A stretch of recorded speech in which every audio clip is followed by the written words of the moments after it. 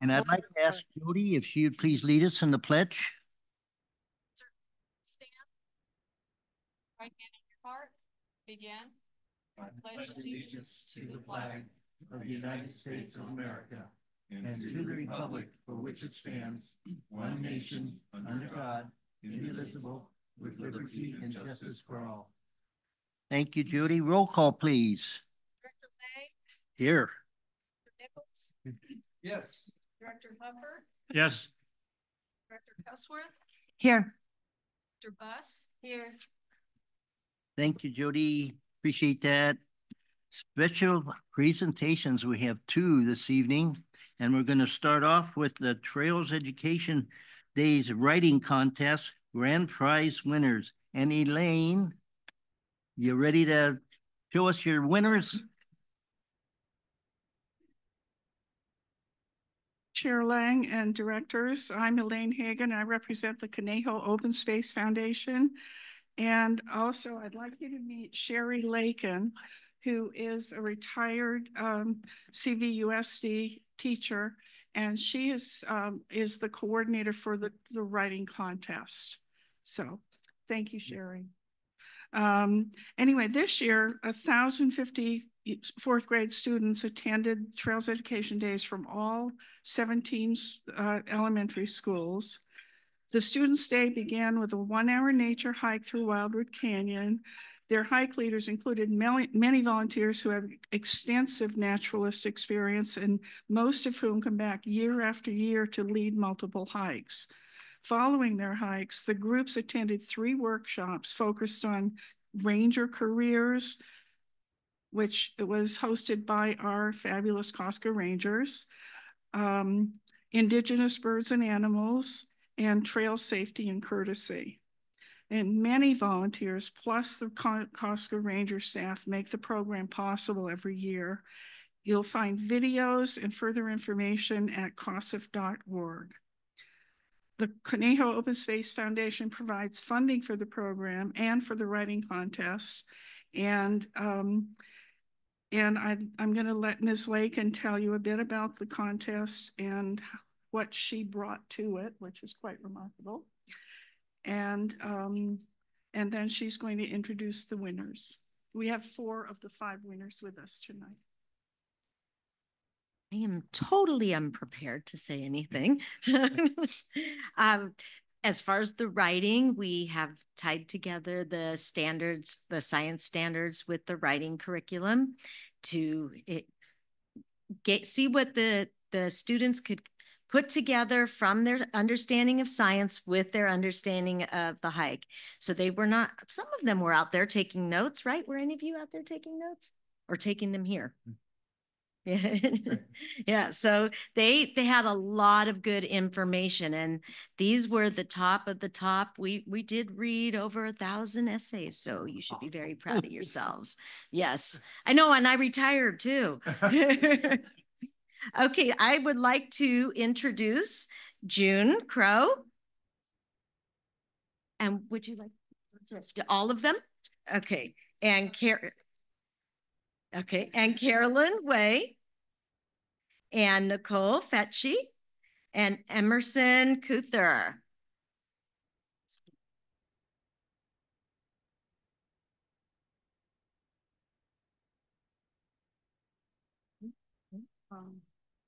Yeah.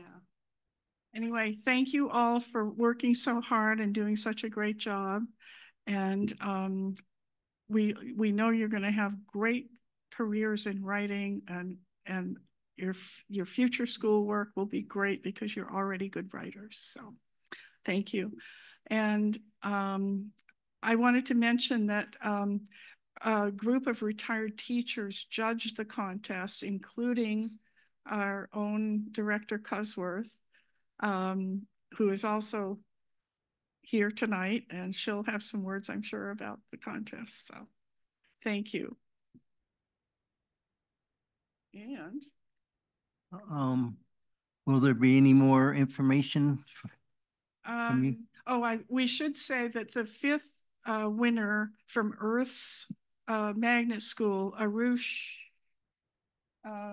Das is not here tonight, unfortunately, but he will get all the information about what happens tonight. So, Okay. and that's all that I have. So maybe the students would like to sit down and hear what you have to say. Okay.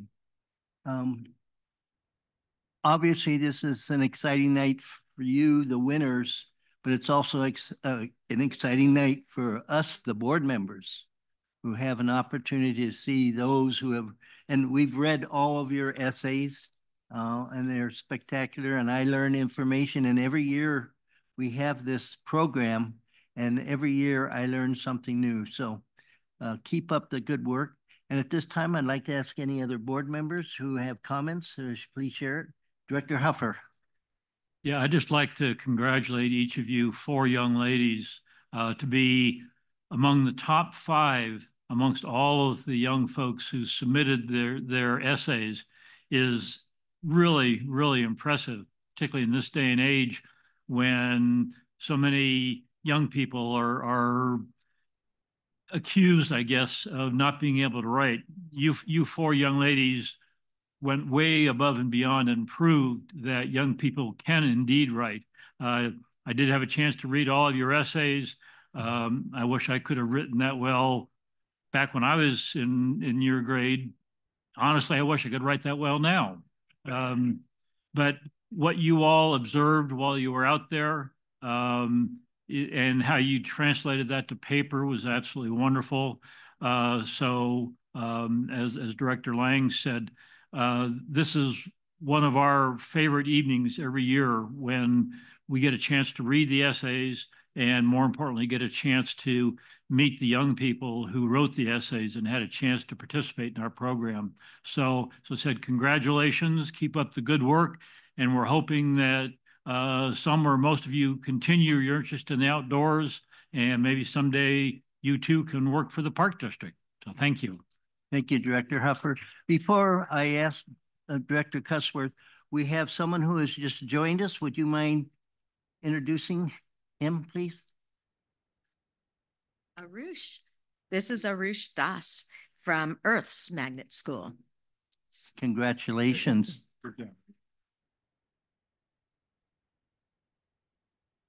Okay, Director Cusworth. So yes, as Elaine mentioned, I was very fortunate that I was able to read many of these essays. And just so you know what we did, many of us read essays, we picked our tops. And then from the top ones, we all read those or had them read to us. And from that, we picked the very tops. And these were very good. I mean, all of the people that wrote were very good. And I think that we could say, as Director Huffer mentioned, I think most of us would be very happy if we could write as well as these children. These were excellent essays. And so, and I, as Director Lang talked about, I've always felt that I knew a lot about open space, but I learned something every single time I read these. So, and if you weren't taking notes, you have amazing memories to remember this. Another thing I was highly impressed with is that they related so many of these facts to previous knowledge and amplified on comparing what they added to their knowledge. It was excellent. I'm just going to briefly, just very quickly, June, that was extremely comprehensive. You talked about so much, everything that you did, and I almost felt like I was there with you going through the entire day. And Arush, very good connections in learning between what you learned on the hike and what you learned in school and what you learned in other field trips. So excellent. And your words, biodiversity, germination, ecosystem, symbiosis, I mean, fabulous, exploded. And Carolyn, fabulous organization.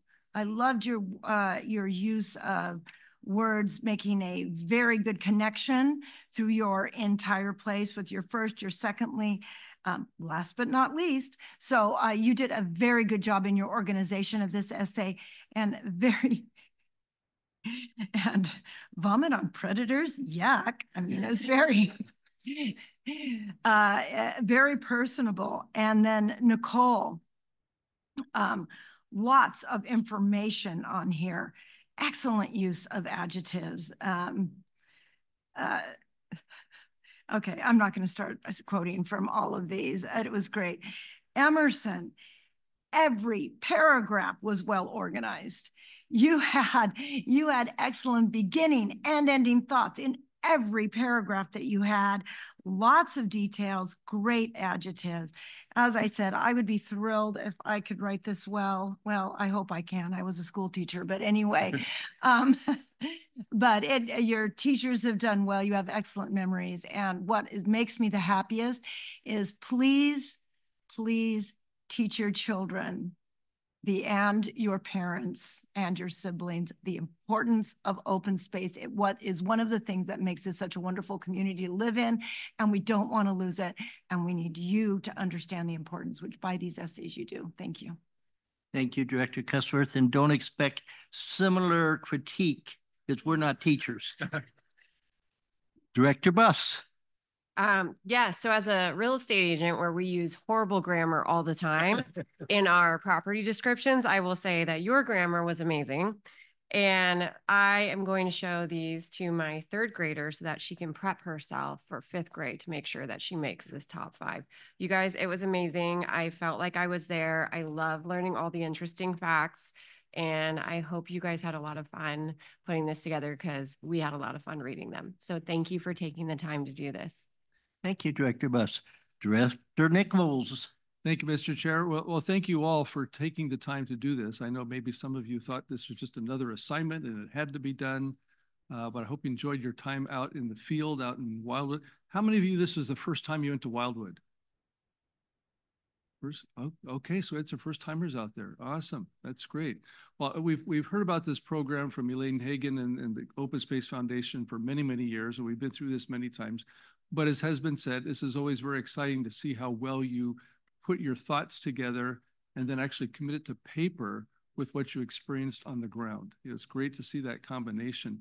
And I'll leave the technical part of connecting science and words to those who need to read it or the teachers are critiquing. My wife is an English teacher, so I just leave everything to her. We argue over comma placement and things like that, but I just defer to her. But this was an excellent presentation, I must say.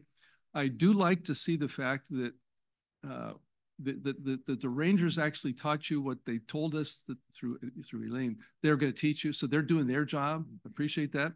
I also appreciate that now they've trained you in how to use these tools, and now you can do their job for them in a few years, just as been said before. And then also what I liked, and I think this is mentioned in almost all of you when you talked about hiking on the trails in Wildwood, what you learned out there, that now you'll tell this to your siblings and your parents and your friends. So now you become the expert and they'll start asking you what's okay or not okay out there in the open space. But I'm now going to officially designate you as open space experts, and you're going to be the ones that carry this banner forward to your generation. But thank you for taking the time to do this. I thoroughly enjoyed reading it, enjoyed all of the elements you learned about. And I don't think I knew that porcupine had orange teeth. So thank you for pointing that out. Thank you, Mr. Chair. Thank you, Director Nichols, Buss, Cusworth, and Huffer. Appreciate those comments. And Director Nichols kind of alluded to the fact that now you know a lot more. Some of you have not been there before, but so now you can share that information and get others excited about open space and what it does for our environment and our enjoyment. There's so much benefit that comes out of open space. And so thank you for participating in this program, Elaine and your team. Thank you for the extra efforts that you put into this to allow these young people to create beautiful minds that can encompass open space. It's so important. Yes. If you're concluded, I was going to introduce Corey Prindle, the supervising park ranger, who has gifts and prizes for the young essayists. And if the board is okay with it and the parents, could we do a photo op with the all the award winners and if the we board? could, I suspect since several of these folks have pieces of paper with them, it might be that several or maybe all of these young people would like to say a few words. Oh. Okay. Would any of you, even if you have nothing on paper, would any of you like to say a few words? Don't all speak at once. Good, Okay, good, good, give you a chance. But you do it on paper so much better than verbally anyways, so. good writers, but not ready to speak right now. Okay, so you got to visit Corey and then just come right up here in the well and we'll take a little group photo. Don't open the gift that yet though. You guys are gonna take a photo op. Okay.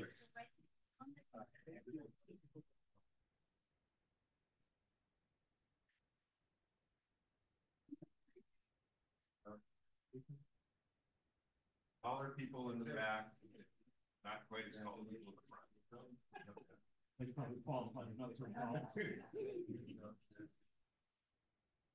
we're gonna take a photo over here with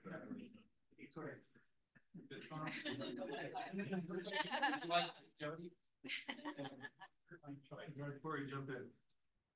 Bookend here. Grab a picture and then all the parents can grab pictures.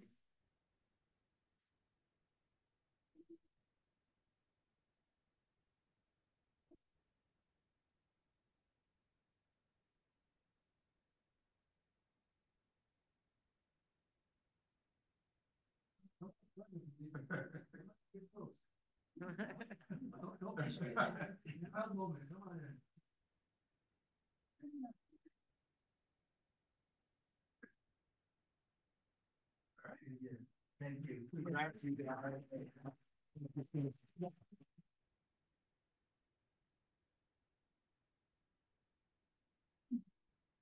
And I'd like to share a big thank you for the parents and relatives and others involved with these young children's educational career.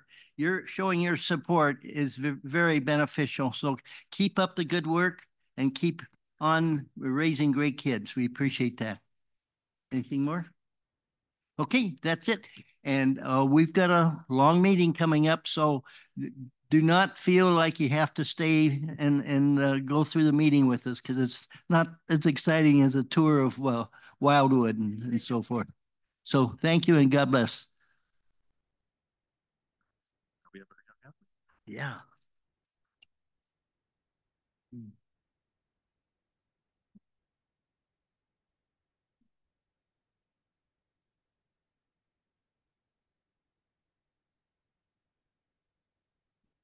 Okay, moving right along, we're going on with our next presentation, which is our Young Athlete Award. And who will be Director Huffer and Director Nichols. So take it away. Thank you, Mr. Chair. We're actually doing a tag team effort here, so we're going to be bouncing back and forth. Just wait for a second for the noise to subside. Thank you, Tim. CRPD, Canal Recreation Park District, we actually have two separate awards that we use to recognize outstanding athletes in the Conejo Valley. One is called the Young Athlete Award. The other is the Athletic Achievement Award. Tonight, we are privileged to present the Young Athlete Award to two local athletes who have demonstrated excellence in their respective sports over the past year. So the Young Athlete Award is recognition of a single athlete under 18 years of age. We're not going to check for ages, but from any school locally or youth sports organization within the Park District boundaries. This individual displayed exceptional athletic achievement in their sport within the school year. And in the case of both athletes that we're recognizing tonight, their high school athletic directors submitted nomination forms to our sports department. So those nominations were recommended to the Athlete Recognition Program Committee, which is Director Nichols and myself. And we'd like to recognize each of you right now. Director Nichols. The first award recipient that we're honoring tonight is Mackenzie English for her outstanding performance in wrestling. Mackenzie, if you'd please join me at the podium, please.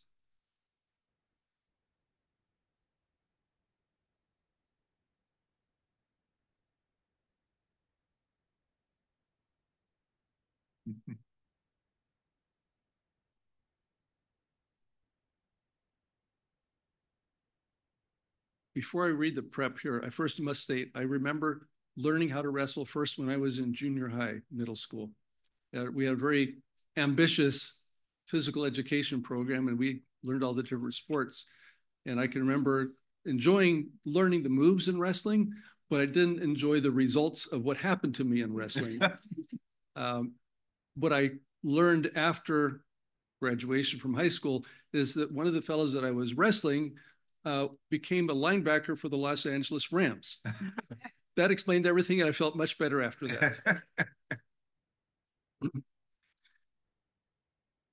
Mackenzie's a senior at Westlake High School. I imagine that's coming to a close here real quick. So congratulations on that as well, Mackenzie. She capped her career by reaching the state tournament for the first time after capturing her first CIF Southern Section title. She was the only area girls wrestler to win a CIF Southern Section individual crown, defeating Newbury Park's Madison Black by a decision 9-2 in the 130-pound championship match. Mackenzie took second in the Blue Division's 130-pound class at the CIF Southern Section Masters to reach the state meet. She finished the season with a 31-5 overall record. Mackenzie placed second in the Marmani League as the CIF Southern Section champion for 130 pounds. It was named the Ventura County Stars Girls Wrestler of the Year. Mackenzie will be joining the girls wrestling team at the University of Providence, Montana next year, which is currently ranked 3rd in the country. So because of that, we're going to recognize you with an award here. If I can get this certificate, I've got a nice little certificate for you so you can post that on the wall or your future office, whatever it happens to be. And we also have a little plaque here for you as well. Or I guess that's a tabletop, I'm not quite sure. So Mackenzie, on behalf of the Conejo Recreation and Park District and the Board of Directors, we congratulate you for your outstanding performance in wrestling. Wish you ongoing success, not only in college, but beyond. And you're welcome to say a few words here at the podium if you would like to. I don't want to push you on the spot, but being an accomplished senior, I think you're probably ready for this. It's not much, but just wanted to say that like wrestling is a really hard sport. But it gets easier for me with like the support of my parents.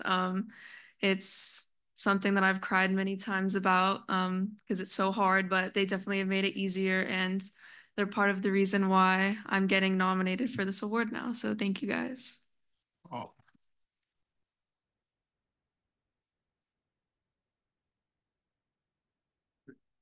I want to get into this photo.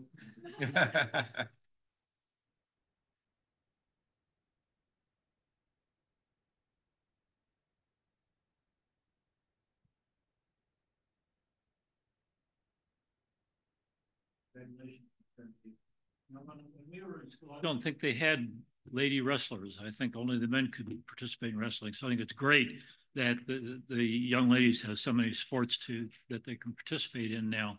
Our second awardee tonight, and I'm going to apologize in advance if I butcher your first name, is it Arnav? Yeah. Why don't you come on up to the podium here, Arnav?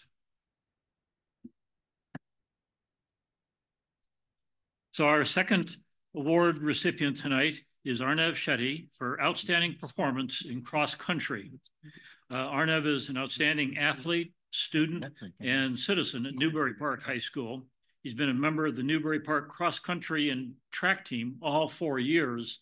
So you must have something if you were on the team for all 4 years. That takes a lot of dedication. So in addition to running, he managed to maintain a 4.0 GPA, which is really impressive because I know how much time commitment running is. So to be able to compete athletically and keep up your grade point is absolutely spectacular. So he has a 4.0 GPA in the full international baccalaureate program. He earned first team All Marmonte League in cross country his senior year. This is your senior year, correct? And was awarded the Newbury Park Athlete of the Month in September of 2023.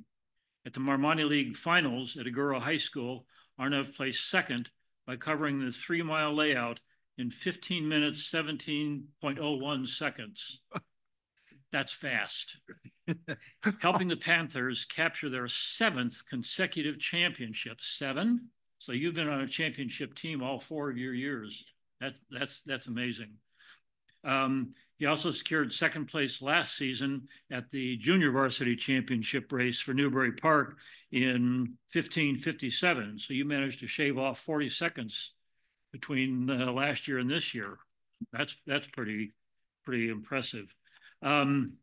So Arnav, on behalf of the Conejo Recreation and Park District and Board of Directors, we'd like to congratulate you for a job very well done. Have a certificate suitable for framing.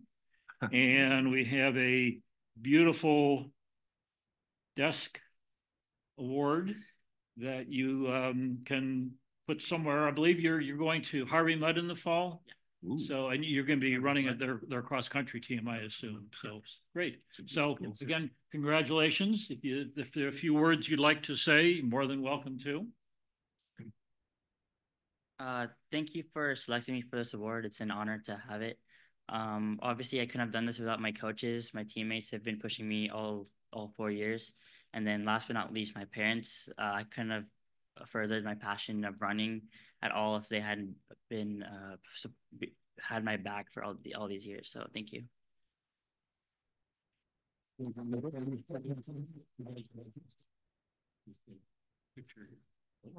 we have to get a picture.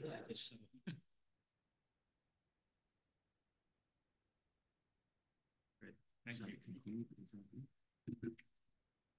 Thank you, all you award recipients. Such an honor to have individuals like you in our community, and knowing that you're going on to college and other experiences, we know that you will be a good representative of the Conejo Valley and Conejo Rec and Park District. So thank you again, and God bless. We do a group picture with the athletes.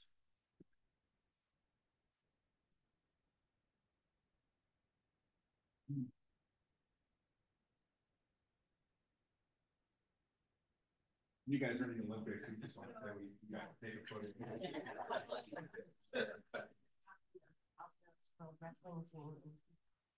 And wrestled 135. That's not a I will say the hip toss you keep using it. My friend uses the back, but I like it.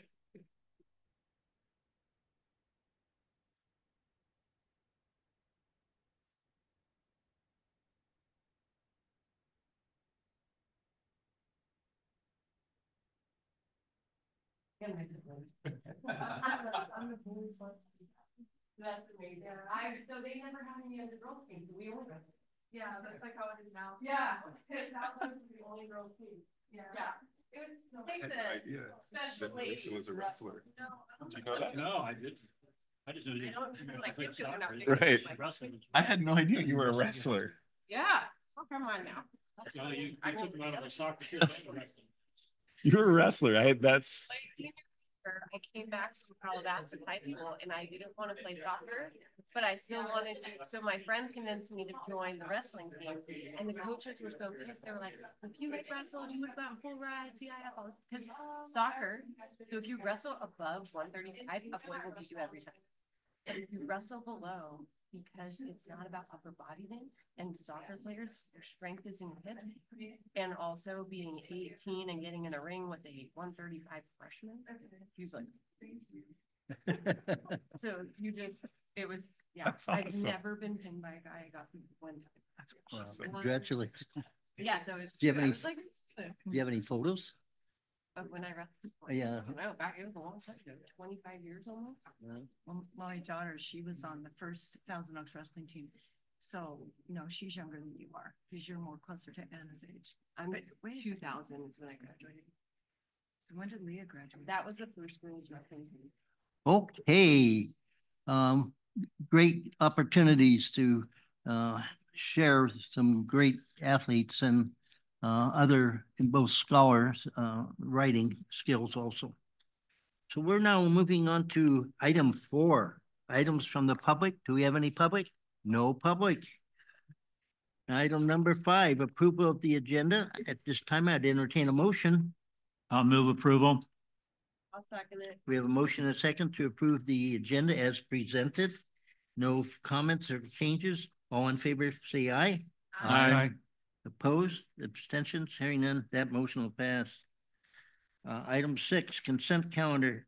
A, approval of the minutes for the May 16th, 2024 regular board meeting. And B, approval of warrants, accounts payable, check registers, $692,705.97, and payroll $1,024,000. I'll make a motion to approve the consent calendar A and B. Excuse me, there is an item C as well. Oh, and a C, sorry. Well, that was my fault too, because I didn't turn the page. We had to turn the page. I know. I read it in my prep, but, okay, so the salary schedules, item C. So I will make a motion then to approve consent calendar A, B, and C. Very good. We have a second, please. I'll second it. We have a motion and a second to approve consent calendar. Any comments or questions? If not, all in favor say aye. Aye. Opposed, abstentions, hearing none, that motion will pass. Item 7, deferred matters. 7A, public hearing preliminary budget fiscal year 2024-25. Staff, please. Thank you, Chair and members. So I'll refresh for our huge audience that this is the year 2 of the 2-year budget cycle that we passed last June. We adopted the preliminary budget back in April, which was the existing 2-year budget that had been approved the year prior. And so tonight we're coming to you with the proposed adjustments for things that have changed in the last year since we adopted it. So it's very limited changes and they're identified in the packet, but I wanted to go through them briefly for you. So the majority of the changes are due to the classification and compensation study implementation that we had. So those are the changes to the salaries and benefits lines in each of the different categories. And it's broken down in your packet by the fund. So I'll start with the general fund expenditures. First, the management services division has an increase that was broken down into the salaries and benefits increases as a result of the class and comp. And it also includes $60,000 for the expenses related to the building next door. Now that we have that agreement for that, for the use of that facility. In parks and planning, the increase is the salaries and benefits again, but also the increase in grounds maintenance for the various contracts for services that you have seen over the past few months. Those increases are in here as well. And for recreation, again, we've got salaries and benefits for the new salary schedule. You'll also remember that we had a few of the regular part-time positions included in that class and comp study. And so this also accommodates those adjustments, as well as an additional staff that we need to accommodate the demand that we've had. As Rochelle has been reporting, we've been having a lot more demand for programs, so we need to increase the the staff there. And then also I'm trying to remember what the other part was. Sorry. Oh, minimum wage. We're anticipating a minimum wage adjustment needed. So that's the changes for recreation. In the district-wide assessment, we've got the change to match the engineer's report. And on the revenue side and on the expense side, that's changed to reflect the salaries and benefits. Rancho Conejo, it's the same thing where we're adjusting the revenues to match the engineer's report and the increase in salaries and benefits due to the salary schedule. In our equipment replacement fund, we're requesting an increase of $30,000 for IT equipment. There is a change coming in October that is going to force all of the systems to be using Windows 11. And so we need to speed up our replacement program to make sure all of our equipment can run.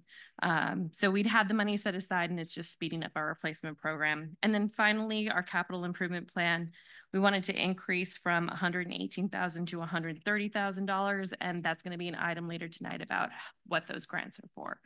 So with that, I'm available for questions. There's no action item on this today. This is just the proposed one. And then the next meeting, I'll come back with a final budget and any other feedback you want to provide now. Thank you, Director Smith. Any questions, Director Nichols? Yeah, just a quick question. I should say not review, but in preparing the initial budget, was the anticipated amount of the class and comp study incorporated within that budget, so it wasn't an aha moment. Oh my gosh, look at all this money that's changed. It was anticipated and built into the budget. And this is just kind of finessing it now what the actual numbers are. Is that correct? No, so we had budgeted funds to pay the consultant for the classification and compensation study, but we did not budget for any additional expenses because of the implementation of the class and comp. And we had at the time no promise to implement anything. Okay. So this is the true full up cost of the entire thing. All right. That's what I was trying to clarify. Yeah, sure. How far we went with that. Okay, thank you. Thank you, Director Nichols. Any other questions? In fact, one of our board members could probably answer this question on page 61 under recreation item 4. Score master 8 by 14 feet soccer goals set up to $16,250, so $8,000 per goal. How long do those goals last? The goals can last about 5 years or so, sometimes longer. And it just depends on the wear and tear on them and how often they're moved and that type of thing. So we always budget. I think this is the equipment replacement fund. We always budget to replace goals. So that's not all our goals. So it's just a couple of them each year that we will evaluate and then decide whether they need to be replaced. So we actually, I think, we had an organization that bought 2 sets of goals for us this year. So sometimes it comes out of our budget. Sometimes other folks will help pay for it. You know, having been associated with soccer as a coach, as a ref, etc., I never realized, and things have changed so much since then, that goals would cost that much. Expensive, yeah. Yeah. I mean, and every 4 or 5 years. That's not the nets either. Yeah. So. What do you have to say there, Director Huffer? Yeah, definitely gone up, and that's getting by pretty cheap because actually Region 9 is budgeting, they're purchasing 4 sets of goals. So it'll be twice what the number is there. When I was commissioner way back when, I think the goals cost about $3,000 or something like that. So they've definitely gone up. Thank you for your comments. Any other comments or questions on this?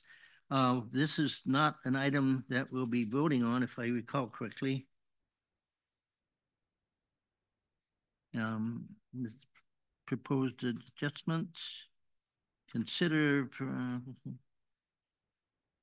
correct, no vote associated with this. No action. No action needed, just discussion. So or without direction. any specific action or direction, basically this is what you're going to see 2 weeks from now, or 2 weeks from now. Yeah, 2 weeks from now. So. Okay, thank you, staff and board members who shared your comments. We're moving on to item 7B, public hearing to consider adoption of resolution number 060624-A, ordering a levy on the annual assessment of Landscape District 92-1, Rancho Conejo. Staff. Thank you, Chair Lang, members of the board. We recently posted a notice of this public hearing for the assessment district. That was ran in the Thousand Oaks Acorn on Friday, May 17th. We also advertised this in our summer brochure as part of our budgetary process so the public can be aware of this. 2 meetings ago, we brought the engineer's report in front of you. There's no proposed changes to that report. This is an annual assessment of an increase. So if there was no vote to proceed with this for this district, because we'll have 3 tonight, it would be a $7,000 loss of revenue towards the district if we didn't put this into effect tonight. And so if the board would adopt this resolution tonight, the assessment diagram and the levies will be filed with the county auditor, going through that process, and then collected at the same time and then in the same manner as county taxes. So, and that goes for all 3 of the assessment items that are in front of the board tonight. So with that, I'm available for questions. Thank you. Any questions associated with the report? Yes, Director Nichols. Thank you, Mr. Chair. This is a question that would apply to all three of these. I just was reading through the resolution and there's nothing that actually, it refers to a map in the office of the clerk of the board, if someone wants to look for the location of it. But there's no references to actual dollar amount. If someone were to want to see what the board actually approved, what would be the location that they would have to find in order to get what the dollar amount was the board approved? Yeah, so as with any document, we would make that available to the public. This board packet, just like you guys get delivered to you, is in the office. But as far as being available online for reference, we can, if someone even called us or emailed us, we could provide that report to them, which would outline the chart that's available in all three reports tonight. So okay. that would be the availability of it. We try to not print out a bunch of extra paper, but we are as staff available to provide that. So whether it's myself or Jody can assist if someone actually knocked on our door, which in my time hasn't happened, but typically it's through digital, through email. Mm-hmm. So. Okay.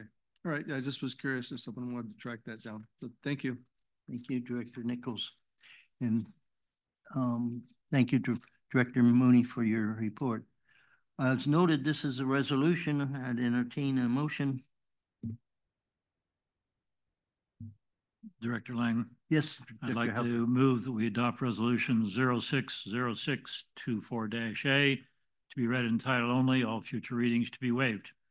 Thank you. A second? I'll second that. Okay. Thank you, Director Kipser. We have a motion and a second. Jody, could you read that in title only, please? 060624-A, a resolution approving engineer's report confirming diagram and assessment and ordering continuation of assessments for fiscal year 2024-25 for the Conejo Recreational Park District, Landscape Maintenance District number 92-1, Rancho Conejo Playfield. Thank you, Jody. Any other comments, questions come to mind? If not, all in favor say aye. Aye. Opposed, abstentions, hearing none, that motion will pass. Item 7C, public hearing to consider adoption of resolution number 060624-B, ordering a levy on the annual assessment and for landscape maintenance district number 94-1, Dos Vientos. Staff, please. Thank you, Chair Lang, members of the board. Same process as the Rancho Conejo assessment. The Dos Vientos assessment of this item was advertised in the newspaper, as well as put in the brochure through the budget process. Report available through the link in the report. And in comparison to last year's assessment, it would be a $28,800 loss of revenue that if the board did not approve this resolution tonight, that the district would have to provide through other funds. Again, it would be the same process going through the county, working through the county tax collection process, and we would go through the exact same with our consultant and staff processing this request tonight. So with that, I'm available for questions. Thank you, Director Mooney. Any questions on the board associated with this? If not, I'd entertain a motion of this resolution. I'll make a motion to adopt resolution number 060624-B, ordering the levy of assessments for LMD 94-1 Dos Vientos to be read in title and all future readings be waived. Thank you, Director Nichols. Do I have a second? Second. Thank you, Director Huffer. We have a motion and a second. Any other thoughts, questions come to mind? If not, all in favor, please say aye. Aye. We need to have it read first. Oh, thank you very much. Jody, I didn't mean to forget you. Sorry. Resolution number 060624-B, a resolution approving engineer's report confirming diagram and assessment and ordering continuation of assessments for fiscal year 2024-25 for the Conejo Recreational Park District, Landscape Maintenance District number 94-1, Dos Vientos Ranch. Again, thank you, Judy. Any thoughts or questions come to mind? If not, all in favor say aye. Aye. Opposed, abstentions, hearing none, that motion will pass. Item 7D, public hearing to consider adoption of resolution number 060624-C, approving engineer's report confirming the diagram and assessment and ordering a levy of assessment for fiscal year 2023-24, district-wide assessment, AD 62-1. Director Mooney. Thank you, Chair Lang, members of the board. Number 3 assessment tonight. This is the district-wide assessment. Same process as the other two, listed in the newspaper, put into the summer brochure. The report was available online via the link. There would be a difference if we did not make this additional assessment. It would be just under $65,000 from last year's. I do want to note that it is would be what's as proposed tonight would be $44.04 for district-wide, except for Rancho Conejo as well as Dos Vientos. Those per the engineer's report and the assessment, we would cut their, or we would reduce their single-family equivalent unit down to $22.02. So basically 50%, since they are carrying 2 other assessments on their properties. So with that, I'm available for questions. Thank you. Any question? Yeah. Yes. I have a question on, so this is the only assessment where the other 2, we did 5% for last year. And this one, last year, we only did 4.29%. Is there any reason for that? Yeah, so we actually, this one, we can max out at 3%. So that's per the tax assessment. Got it. Okay. Yeah, and so we actually bank, like, so if you look at like the CPI adjustment, 4.92, 3.47, we actually can bank those percentages. So depending on CPI, if there's a dip in CPI, and so that way it kind of makes whole depending on the situation, we can utilize that in the fund. So. Oh, that's interesting. That's good to know. Thank you. Director Mooney, you mentioned the amount of money that the district would have to incur if we didn't have these additional assessment adjustments. By chance, have you totaled what those all 3 would be? Combined, it's about $100,000 roughly, just under 100,000, if I remember correctly. Okay, I wasn't keeping track. And I just... So it's 65, 30. Yeah, just at 100,000 actually. Very good. Thank you. Board members, any comments or questions associated with district-wide? Okay, I entertain a motion for this resolution. Thank you, Director Cuthbert. I'll make a motion that we adopt resolution number 060624-C, approving the engineer's report, confirming the diagram and assessment, and ordering the levy of assessment for the district-wide Park Maintenance and Recreation Improvement District, AD 62-1, that it be read in title only, and that all future readings be waived. Thank you, Director Cuthbert. And a second, please. I'll second it. Thank you, Director Buss. Any comments or questions come to mind? If not, Jody, please read it in title only. Resolution number 060624-C, a resolution approving engineer's report, confirming diagram and assessment, and ordering continuation of assessments for fiscal year 2024-25 for the Conejo Recreation and Park District, Park Maintenance and Recreation Improvement District. Thank you so much, Jody. Okay, board members, anything else come to mind associated with the district-wide? If not, all in favor, please say aye. Aye. Opposed, abstentions, hearing none. That motion will pass. Item 8, items for discussion. We have none this evening. Item 9, new items. 9A, comprehensive update to CRPD ordinance code and establishment of policies and procedures for facility reservations. Mr. General Manager.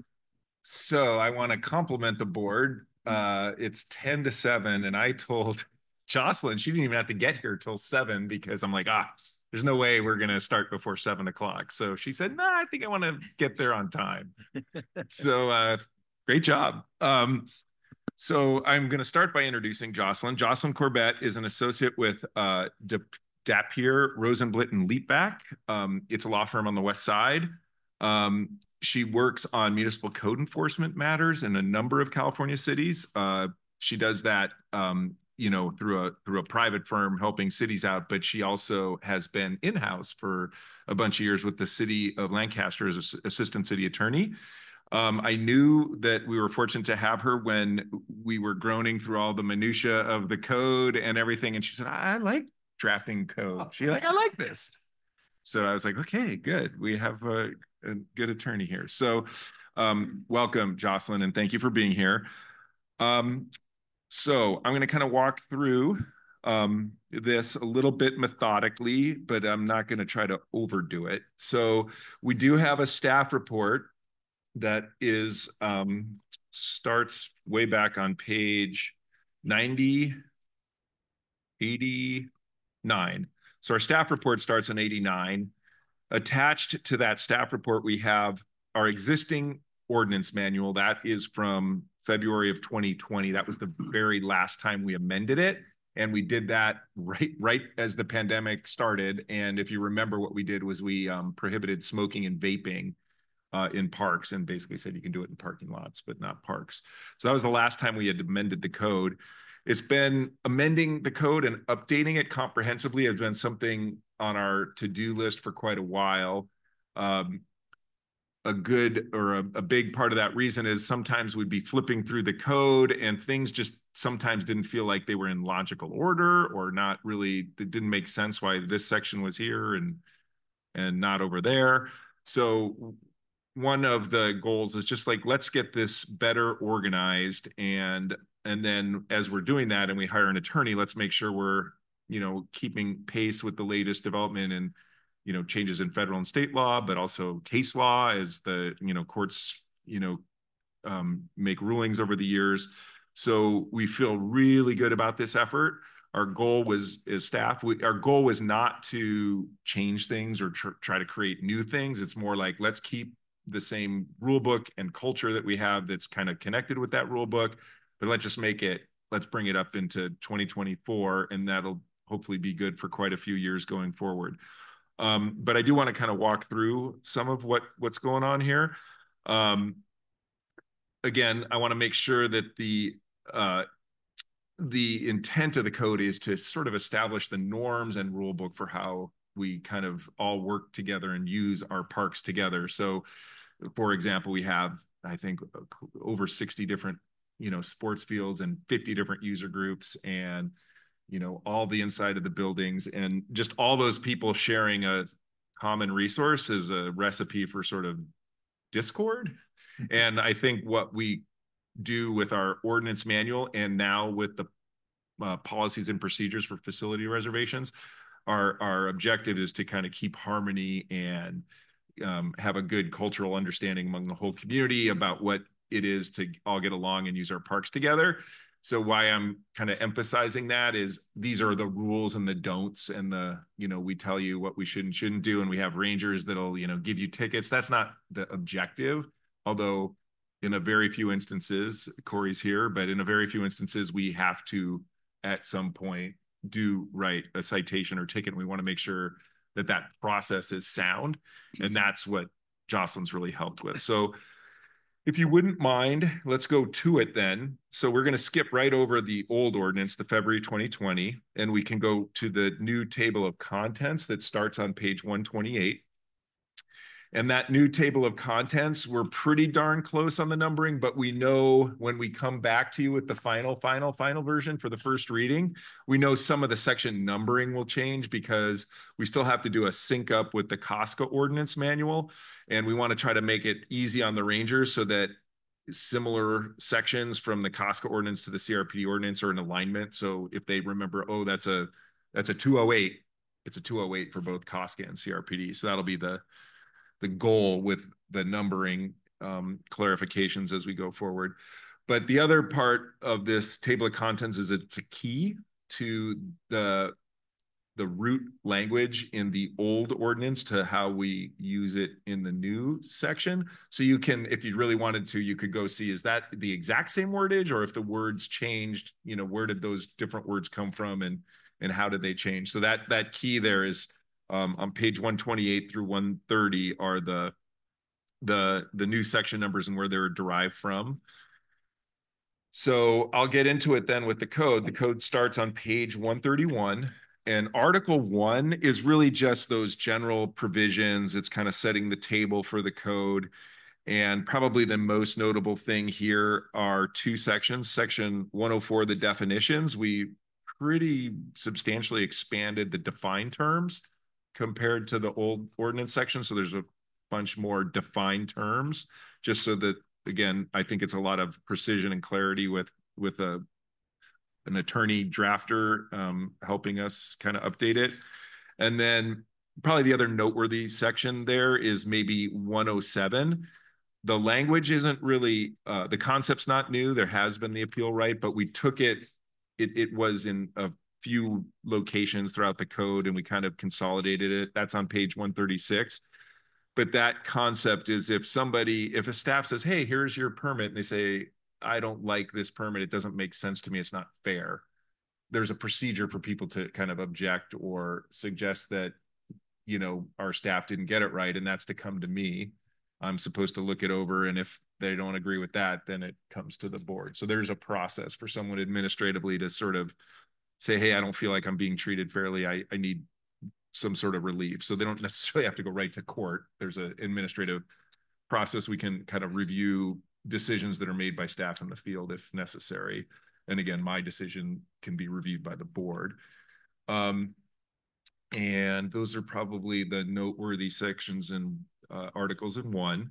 Article 2 is kind of what most people think of when they think of a code. These are the rules. These are the thou shalts and thou shalt nots, kind of the rules and regulations of the park. So it's got, the very, the parking regulations and, hunting, prohibition on fishing and hunting. You can't take stuff out of the parks and, amplified sound and stuff like that. The 3 new sections that weren't in the old, as far as any of us could figure out, but we wanted to make sure we were very clear on, is memorialization. So that's on page 141 at the top. That's section 209. We're making it really clear you can't go onto public land and scatter ashes or, create your own sort of personal memorial to some person or thing or that kind of thing. So there's a prohibition on that. We had a means to address that in the past, but this is a little more clear and direct, in terms of people like in the past, it would be like, oh, that's somebody, they went off trail to create it, and sort of be like an off trail violation versus like, look, what we really don't want is we don't want you guys going out and doing that kind of stuff. The other one is, where is the other one? 238, which is on section 238 on page 148 of the packet. So 238 is on climbing. So that's a much more clear prohibition on, getting onto our rock faces and starting to put in your own pitons and ropes and not only there's certainly recreational immunities to keep the district sort of out of a liability, but it is a dangerous activity and it is damaging to the rock faces and the stuff like that. And generally you would probably need to be off trail to get to some of those features. And then 239 is a clear statement on what we, actually it's really like a restatement on our geocaching current policy. So we are permissive of it. We actually think it's a pretty cool thing. We just wanted to create a little bit of guidelines around that. And so it's been around a while, but for those of you that aren't familiar, geocaching is kind of an online or like an electronic game where you go try to find things that are hidden in, interesting locations on public lands. So, with clues and coordinates and that kind of thing. So, and then I guess the electronic gaming would be more like a Pokemon Go, chasing some sort of virtual critter on your phone and running around, that kind of stuff. So that's Article 2. Those are our big. One section that I do want to go back to and call your attention to is section 218. And I guess what I would couch this as, what we're presenting you tonight, I think we said we were at a 90% version when we handed it out about a month ago. This we consider as staff level, like a 98, 99%. We know it's really close from our perspective, but there are a couple things. So we do want to revisit section 218. So section 218 is hours of use. And the old section 218 is similar, but it has a specific, you cannot be in a park between 10 p.m. and 7 a.m. And then it lists 4 specific parks where it has even different hours. And that's basically the backdrop. Like that's the rule. Here we wanted to go to, look, the parks will be open at posted hours. And our intent was to post all the parks at that, closed at 10 p.m., open at 7 a.m. like it was. But as we were talking, it's like, well, what if, because our signs do go missing or are vandalized or sometimes they're not posted. We don't want someone to be in the park at midnight and say, I didn't see any sign. There's no sign here, because we didn't have a sign. So I think when we bring this back, we do want to reinsert our current sort of rule with sort of the way it reads now is here's the hours of operation. They're closed between 10 and 7, and then these other 4 parks have a specific rule unless posted otherwise. That's how it currently reads. And so we'll bring that back to you. It'll have some of that old language that has the default 10 to 7 everywhere unless we post it otherwise. So that'll be the goal with that. Article 3. Okay, so Article 3 is kind of the fun stuff, not fun, but it's the unusual recreational activities. These are kind of the novel places in the parks that we have created over time that have their own very specific set of rules that kind of aren't really generally applicable in the whole park system. But because you went into the bike jump park or the skate park or in the off-leash area, we have some sort of very specific designated rules for those areas, the pump track at Sopwee, those kind of things. So these are actually more or less a reflection of what's on the signs that are posted now at the parks. And our current code does say basically you need to follow all the rules in the ordinance manual plus any posted signage that's lawfully posted. So these actually all exist. They just don't really exist in our code as much as on the signs. And so we're basically putting this, and there are some of these in the codes now, but we're basically putting our signs into the code for these unique areas. So Article 4 and 5. So Article 4, this is a really important section. And so one of the things that happens is people change over time. People get new jobs in other sister agencies. So city, animal control, code enforcement, TOPD, Ventura County Sheriffs, if we're not regularly and constantly and routinely communicating, people start to forget why things were done the way they were done or how things are supposed to work. And when you look at our existing ordinance manual, you won't find in there a clear statement of who has actual enforcement authority on the ordinances. So our expectation and the practice has always been TOPD shows up when we call in the parks.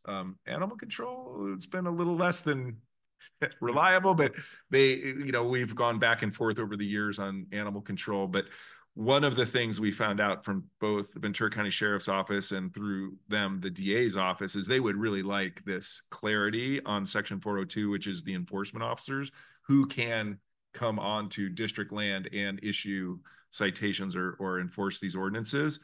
We are going to tweak 402 a little bit.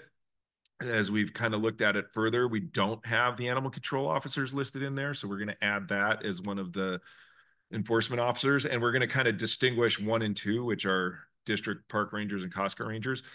Those are the, designated enforcement officers that have the duty to enforce the code. The rest of the officers will not necessarily have the duty, but they will have the opportunity or capability of enforcing the code. So, we want to not try to create some sort of obligation on our sister agencies that may not exist. So we want to basically say, hey, TOPD, if you come on and there's not really a penal code problem, you don't write someone for a very clear penal code violation, but they're not doing something that's okay in the park, you're able to address that situation by using the CRPD ordinance manual to deal with whatever unlawful activities occurring. So so you'll see a little more tweaking with 402 when it comes back, a little more clarification on that. 405 penalties, I just point that out because we are, as a general rule, any violation can be a misdemeanor or infraction. This is one of the areas that will be expanded on internally at the staff level with our attorney, and through training and sort of experience. It's going to be, well, what are the guidelines on when you write an infraction because you saw them for the first time with their dog off leash, but if it's the 5th or 6th time, do we actually reserve the right to write a misdemeanor if we're not catching their attention with a simple infraction? So there'll be, this, once the code is updated and we have the brand new code, because we've hired a bunch of new rangers in the last couple of years, there'll be the opportunity to then, okay, guys, we have a brand new code, we have some new rangers, we're going to have a whole new training regimen around enforcement and expectations around some of that stuff. So again, and I want to circle back to how I started this presentation. Our goal is compliance. Our goal is friendly ranger and education and information dissemination. It is not to go get people and get tickets or anything. That's not at all what our objective is. But there are instances where it will be necessary for rangers to actually write a cite. So we want to make sure we're doing all that stuff correctly.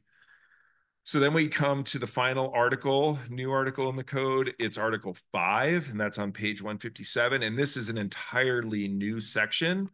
And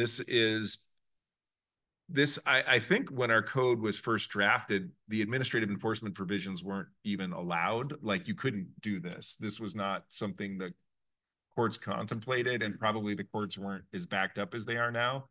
So I will say that there is a vibe that in the court system, they want the big bad stuff, murders, robberies, thefts, car thefts. When you come in with a dog off leash, the judge does not want to see you on that. They don't want that on their docket. They don't want to take that up. It clogs the court system. So the little, quote, little stuff is the legislatures have created a system where we can administratively kind of do our own administrative citation system, which would mean you write an administrative cite. It's a civil penalty. There is still due process and the opportunity for them to appeal or object and have a hearing officer if they want to contest it. But otherwise, it can just simply be a civil penalty with a civil fine. There's not a criminal court system involved. It's kind of between us and the violator. The administrative is just another tool that the rangers would have in place. And there are administrative hearing officers that actually do this for a fee and for a living. So if we start writing regular administrative cites and we come up with a process, you literally can, the 3rd Wednesday of the month, we pay a guy to sit for 8 hours and listen to administrative appeals or something. That's kind of how that's done. So that's the administrative, and Jocelyn and her firm can be helpful with us on that. And then, so that's the entirety of the new code sections. So one of the things that we did as we were looking at the old code is we were like looking at some of the section. We're like, this isn't a law. This isn't something that the general public is going to read as a law and help them. These are more like internal policies. And so when we've identified those, what we tried to do is pull those out and create, and Rochelle and her staff did a great job of this, the things that are really related to facility reservations, the policies and procedures around those. That is something we shouldn't have to go through the burden of an ordinance update, which is, an ordinance update is kind of the highest level of thing we can do. And it requires notice in the newspaper. It requires a first reading, then a period of time, and then a second reading. And then it doesn't go into effect until 30 days after. There's like a process, probably generously 90 days. If you say we ought to have a law, 90 days would be the very fastest. Probably you could really do it. But with policies and procedures, you can just change those by board motion or resolution. And that's like the little stuff. If you guys like, I'll just give you an example on page 171. What parks have athletic fields that we can issue a permit on? We have a list of 12 or 14 parks there. Well, if for some reason we identified another park that, yeah, we can probably issue a permit here. We have a restroom, we have parking. It's a flat screen field. We could probably do another permit. It would just take us sitting in a boardroom and go, hey, I'd move that we add another park to this list of permitted fields. So, and then it's done. So it's not as cumbersome. Good, thank you. It's not as cumbersome as trying to amend an ordinance. So that's basically what this whole policy and procedure for facility reservations.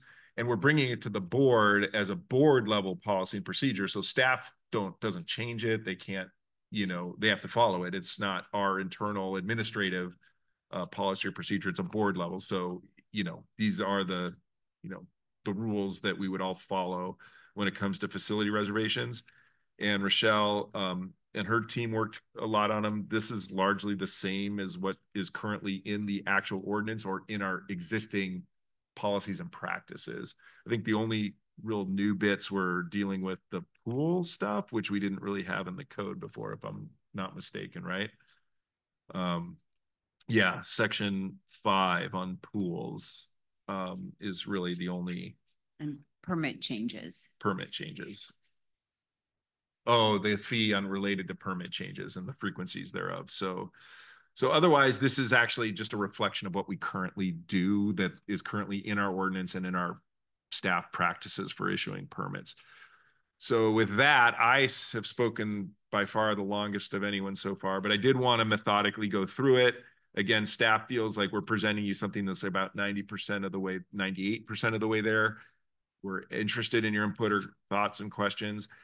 What my goal is there isn't any kind of critical time thing, but I would like to eventually bring back something for a first reading.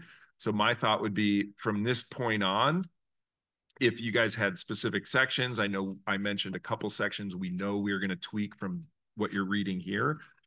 From this point on, if you guys make suggestions and want changes, what we'll try to do is make all those red line strikeouts. So the next time we talk about this, you would basically get to see, okay, from June 6th, what's changed? And you'll be able to just read the red line strikeout really quick.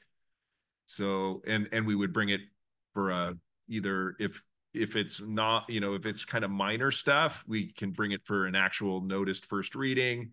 If there's a substantial or a bunch of changes, we might want to have a meeting like this again and deal with those, but we'll kind of wait and see how you guys have a conversation here. And we're all available for questions. I am available for questions. Jocelyn is our scribe and wordsmith on a lot of this. Rochelle and her team had a lot to do with the facility reservation procedures. And then of course, stuff involving rules in the parks and stuff. Andrew and Corey are really good about what's going on out there in the field. Like, what do we see out there? So with that, we're all available for questions. Very good, Mr. Friedel. Appreciate your explanation and going through this, and Jocelyn and team, Corey.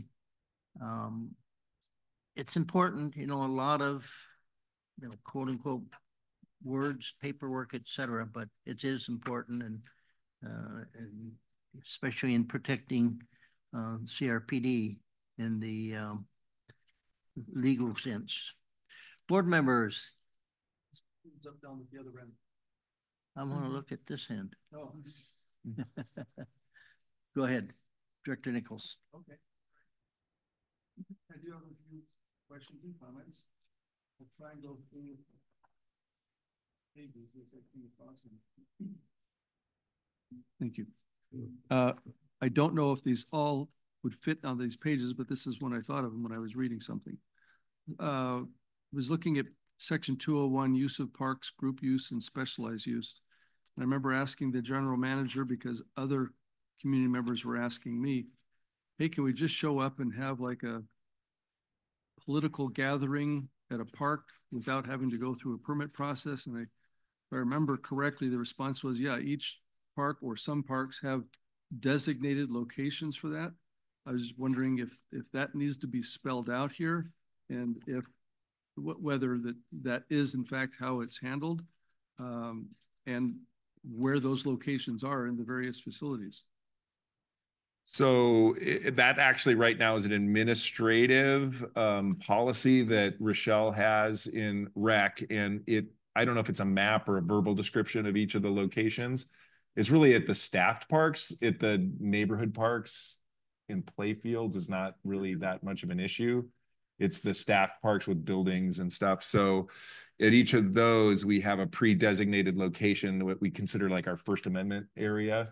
And it's intentional, like time, place, and manner restriction. You want, parks are, your most sacred First Amendment location to express your free speech rights. So what we try to do is find locations that are generally, so first of all, your free speech rights can't trample on somebody's intended use of the park, right? So if we issued permits to AYSO, you can't go in the middle of Conejo Creek South and have a protest. Like, you can't do that unless we haven't issued a permit and then it's just open and available to anyone from the general public, then you could do that. But a actually valid issued permit from CRPD would prohibit somebody, because we've already designated that area for that particular use. But otherwise, unpermitted open parks, people can gather and participate in First Amendment activities. We can and we do require a permit once you exceed 50 people. And that's just because of restroom capacity, parking capacity, all the different issues that come up with a lot of people together. And so we can and do enforce a permit requirement, even if you're wanting to engage in First Amendment stuff. It's like, hey, cool, but just we'll get you your permit, just talk to us, right?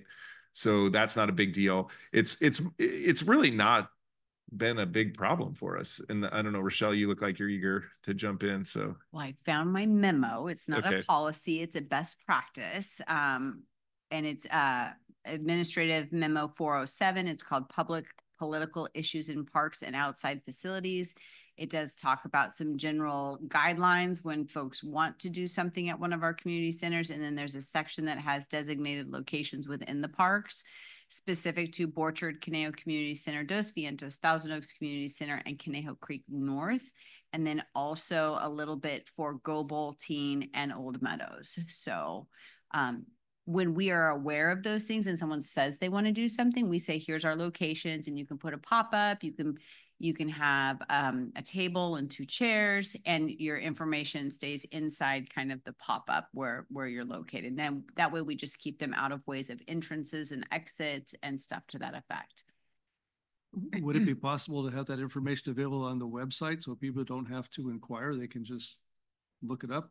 Because that's usually often what happens is someone, at least the people that have contacted me, hey, I don't see anything about this and nothing on reservations, how do I do this? I think if that was just available, that might help. The other thing, we like to know when someone's going to do that, because we don't want 3 different folks showing up in the same location and stuff. So we encourage them to call us so that we can work with them and have, one organization or one person or group there instead of 3 or 4 and type of thing. So, but we can definitely look into that. Okay. All right. Thank you. If I could just jump in on that just very briefly, because Jim mentioned it, but for a facility where there's a permitted user group, it's the user group who could use that kind of information as to what they can or cannot do on the property that they are permitted for. Because just as an example, for AYSO, we've followed those guidelines, and we tell the people, okay, you can set up a table and a couple of chairs in a tent away from the entrance, but we don't want you wandering around the field handing out flyers or campaigning or anything like that. So the user groups, as well as the people who are politically motivated, should be made aware of that, and easier rather than more difficult. And I'll definitely re-look over this a little bit clearer, because we don't have like Conejo Creek South on there, but maybe to that point, I can add something for when there is a rental on property that the folks need to talk to whoever's there to get clarification on kind of where they can be. And you guys as the renter could be like not in front of the gate or whatever. Yeah, and if we want to use AYSO, that's a great example because I have been called by the field guy for ASO and hey, we have some people that want to do some First Amendment thing. I'm like, hey, you have a permit. That is your park. There is a sidewalk between the parking lot and the fields, and you are and I can't give you legal advice, but I think you are legally entitled to say, hey, you're able to be on the sidewalk right in front. We're right near the entrances and exits to the park. You are not obligated to invite them into the playing field area, but sometimes it's just better to go, hey, why don't you come on the inside, sit on the cooler grass and hang out here as long as you're not interfering with fields and play. Like there's the what you could legally enforce or say, hey, stay on this side of the fence, or it's like, okay, it's not a big deal if you're on this side of the fence, you're in the grass, and just don't mess with the kids and the players on the field. So yeah. We had it at the chili cook-off 2 years ago, and a guy who wanted to set up, and I technically don't have a permit for the parking lot, right? I have a permit for the whole park.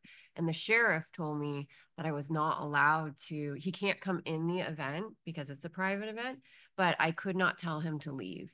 Because it's public area. So he was allowed to be there, but he was like in the way of where the main gate would be. So I was able to ask him to, or the sheriff asked him to move out that way because there was going to be thousands of people coming through there.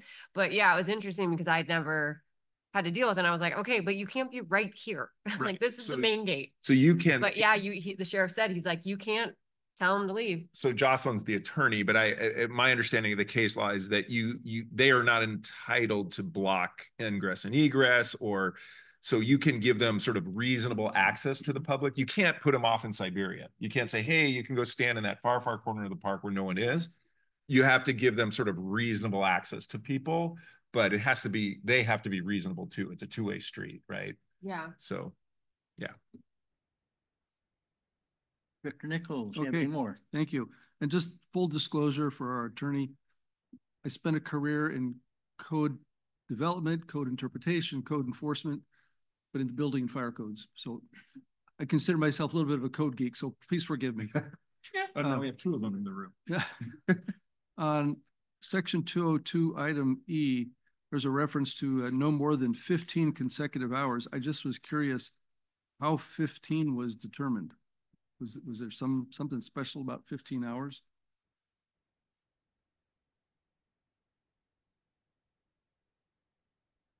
I'm trying to think of, if you opened at 7 a.m. and closed at 10, how many hours is that? 7 to 7 is 12 plus another 3 it's the hours of operation. Oh, okay. So if you pulled in at 7 a.m., I'm here for the park, it's open, and you left at 10 p.m., you would be right at 15 hours. Okay, all right. Yeah. It just stood right out at me. Thank you.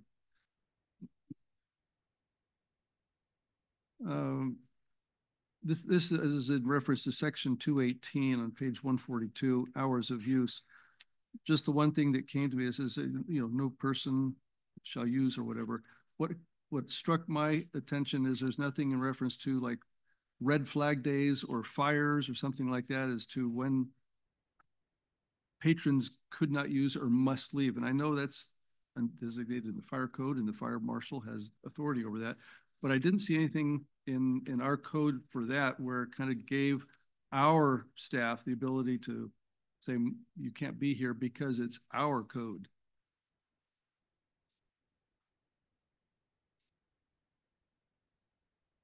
Yeah, and actually, Jocelyn, if you wouldn't mind either scooching in with maybe Melissa there, or if you want to be at the mic, but yeah, be part of the whole conversation to make stuff happen faster. But okay, there you go. She said section 229 on page 145 starts with closed, and I can close it at any time when or my designee can close it any time when there's a danger to people on the property. So if you look at 229A. For clarification, Director Nichols, if you would like us to reference section 229 in the section of hours of use, just for ease of reference, that's certainly something we could do. Oh, I'm particularly concerned about where it's located. Just as I was going through these, that's the one that just triggered it in my mind as to, oh my gosh, what about fires? And I didn't see anything specifically calling out fires or red flag situations. But if the authority is given to the general manager to declare a closure, doesn't have to be fire or earthquake. It could be whatever is there, and he can just make that determination. I think that would cover it. Okay. Yeah, thank you. On section 222, item C, it says the removal of feces shall be the responsibility of the owner, but it doesn't say it must be removed. I was wondering if that's something that's specific, that you want to use the term shall as opposed to must. Typically, shall and must are synonymous. I have no particular preference. I'm happy to change that to must if you'd prefer. Shall, it just comes naturally to me because shall just is the way lawyers talk, but no, I understand completely. Like I said, unfortunately, the fire code is the same way. It always says shall, yeah. But the way I always read the code that way is it's enabling the fire code official in that case the authority to make a determination. In other words, they shall be able to do something. But I think from a layperson's perspective, if it says you must do it, it makes it a little more clear. Okay. What if you Easy just say fix. is? District property is the responsibility of the owner. Does that sound good? Okay, so what else do we got here? Is okay, we already covered that one. Property is the responsibility of the owner. On section 238, climbing, the new one on page 148. I just was wondering, although it may not have been a recent issue, if we should also include district park and facilities, and some people like to claim buildings and walls. And we want to discourage that. I know that the intent was more in the open space area, but it seems like there's to be a trend now with people climbing the sides of buildings. We'll certainly add that because that didn't even occur to me. Okay, good. On section 401. So I just to like that's great. And so I noticed that district park was capitalized. So that's a term of art, at least, or a defined term.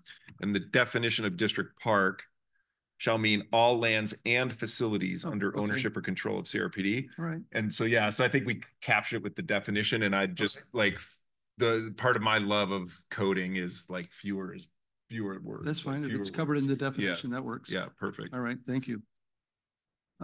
Bringing me to my next question. Thank you, Mr. General Manager. On item, see section 401, it refers to a public officer. I didn't see a definition for public officer. Is that a legal term, public officer? This subsection A is standard language in virtually every municipal code. We do call out what public employee is or an enforcement officer. We do call those things out. It's also called out in the penal code section that's referenced in subsection A. Right.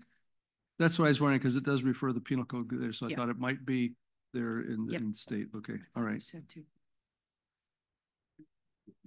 What section was that? 401. 401. Paragraph A. Yeah, okay.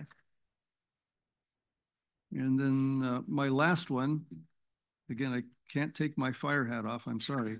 On page 176, under decorations, where it says decorations must not cover, yada, yada, yada.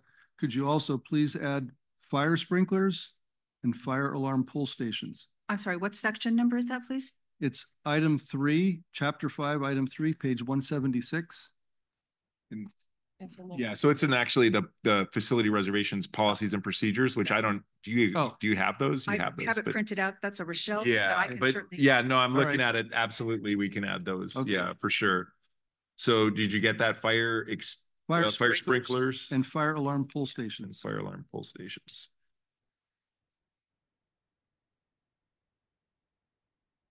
That was the last of my comments and questions. Thank you, Mr. Chair. Well, thank you, Director Nichols. Director Huffer. All right, I guess I wanted to clarify first. Do you want us talking about some of the details, or do you want us to send you information? Because I've got a list of about half a dozen things that I made notes of. if you think you can get them done in, you know, a half a dozen, did you say a half a dozen? Something like that, yeah. 6? Go for it. Yeah, like our goal is if we feel like we are hearing you and there's not like a complete rewrite of a bunch of stuff, our goal would be to just give you back a red line strikeout with the first reading. Say, hey, here's the red line strikeout, final clean copy. We're ready to introduce the ordinance. Okay, well, just stop me when it gets to be too much. Okay. I first of all, I'm not a lawyer, so I don't know all the law and things, but just going through this, and obviously I had too much time in my hands because I went through the whole thing. The general manager has a ton of authority, and right in the definition, you say that general manager shall mean the chief administrative officer or their designee, which is great.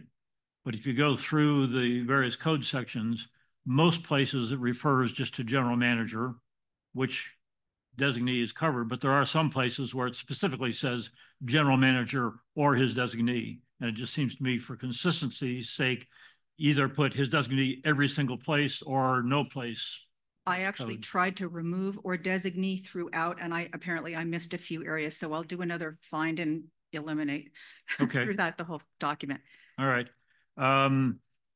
You talked about, and I don't remember let's see, must be section 4.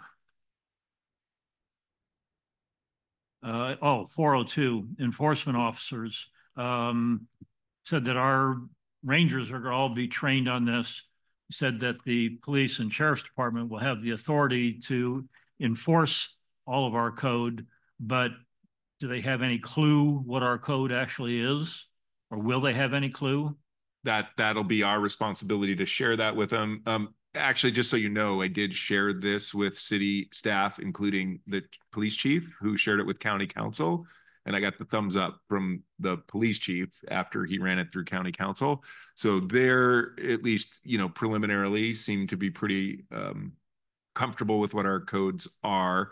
And you remember there's other, you know, special districts, park districts, and that. So this is not unfamiliar territory, but what we actually need to do is take the final approved past ordinance document and bring that to them and say, this is the official. Okay, so they have at least have something to reference to. Yes, correct. Yep. Okay. And then we do want to help, you know, them better use it and understand it. So my guess is we will actually ask to be invited into, say, like a deputy briefing, or, you know, when they do their morning briefing, and get to kind of go through like the top 10, like, hey, what are the top 10 things that you guys are likely to see out there, and where do you find them in our code, that kind of thing. Okay. Yeah, for sure. All right.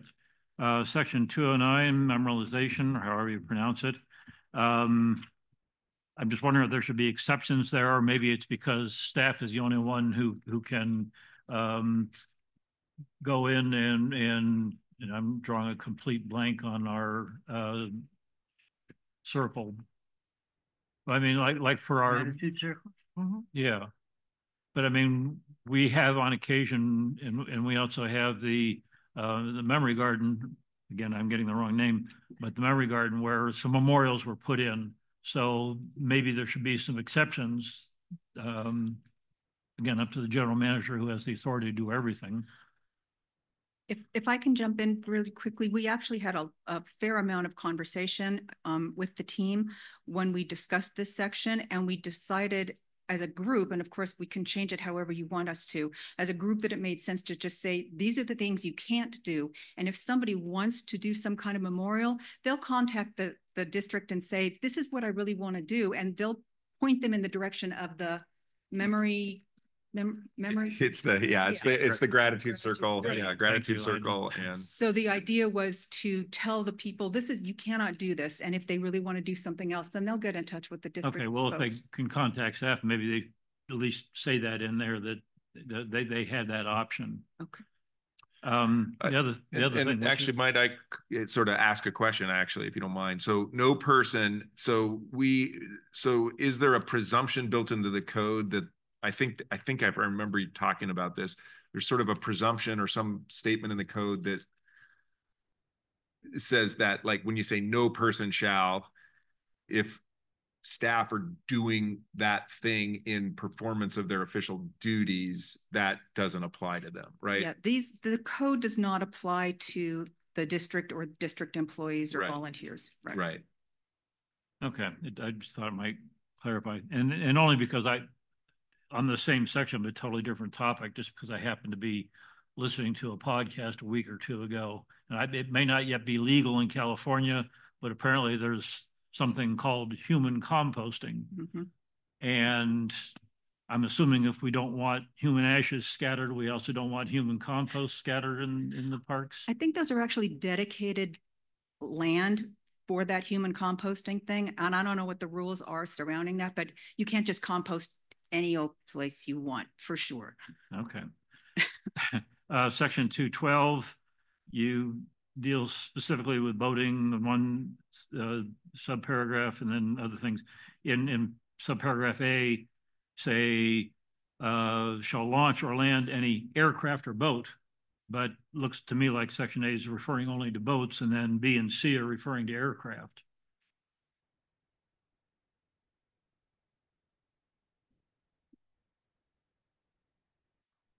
Yeah, I think A is boats, B is aircraft, C is drones. Yeah, I don't think that when it's, are you looking at like the heading says boating, aircraft, No, drones? it says no person shall launch or land any, and it says aircraft or boat. But section B then talks about hang gliding, parachuting. Section C refers to area vehicles, drones, unmanned aircraft. Aircraft are in B and C.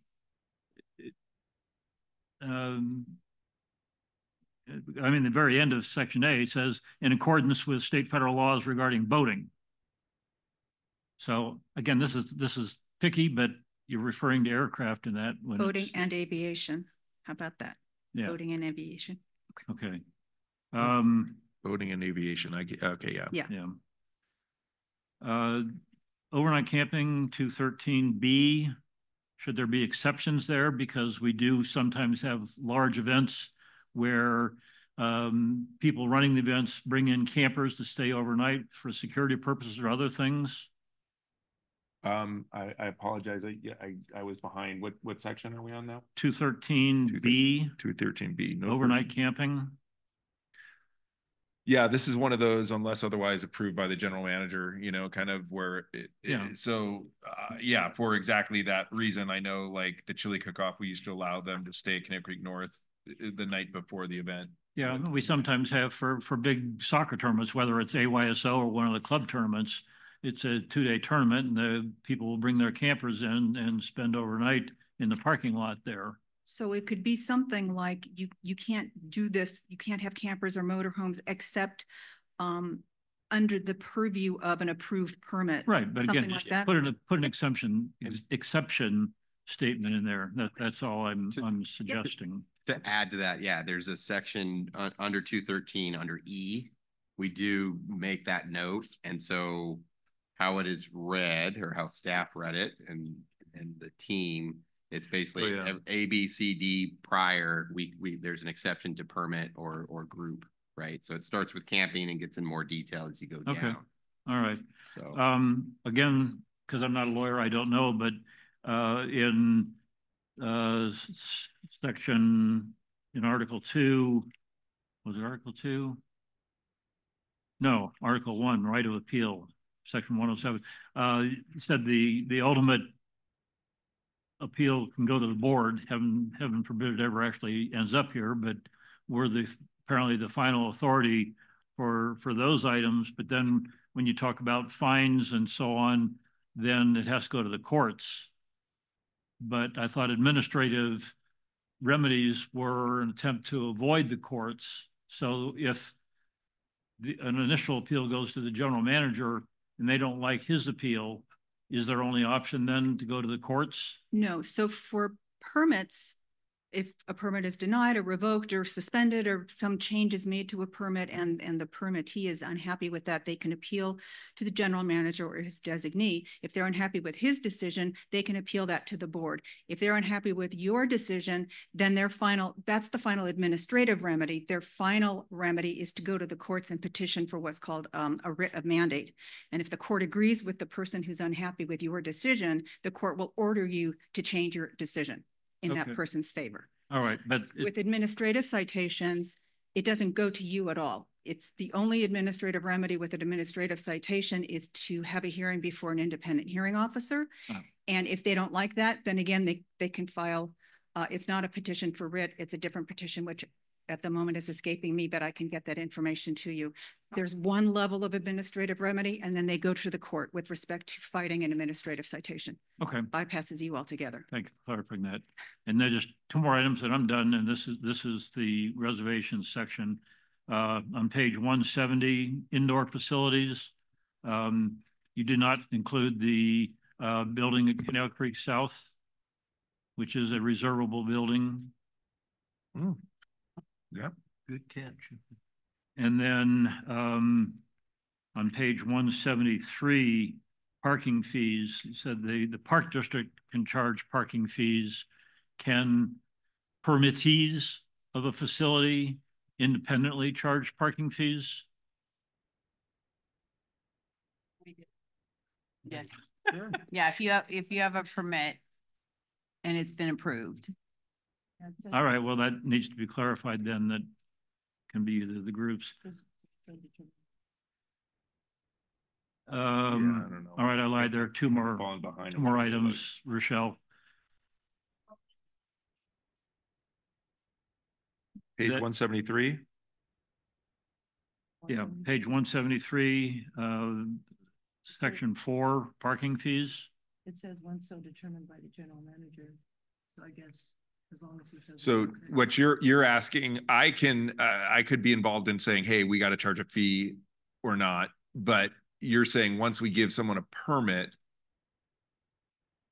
can AYSO charge people for parking to come that's in? a great question. And I think I think we might want that in a standard condition with the permit that says you may not charge fees unless otherwise approved by staff. And that's because we need to know, because if a user group decides to charge fees, a lot of times people want to avoid the fees and then load up the neighborhoods in parking. Yeah. So we generally don't like when people charge, but there's certain big things that are an exception to that. Okay. So, but yeah, we should, as a standard condition on permit issuance, it's like, you may not charge people to park unless otherwise approved by the district or something. That's a good catch-all. Yeah. All right, and then one last thing, Rochelle, and then I promise I'm done. Page 177, cancellations and refund policy. You talk about full refunds, partial refunds, and no refunds, but there's nothing in there if an event has to be canceled because of rainouts or fires or whatever the situation might be. Okay, now I'm done. Thank you, Director Huffer. You really did have a lot of time on your hand.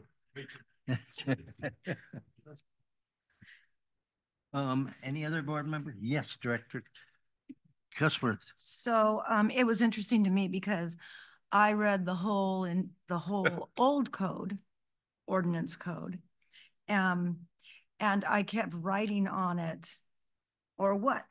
Like, okay, you can't do that, or what? I could see myself saying, you've got to leave, yeah, or what? What are you going to do? And then I kept writing police, question, who, employee, enforcement over everything. Then when I came and read this one, I said, oh, look, we have this nice new section that is spelling out all of my or what's and all of my who's that I had question marks everywhere.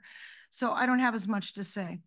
And I said to General Manager Friedel when I came in, I said, well, the new one is a lot better than the old one. He made a lot of great improvements in this.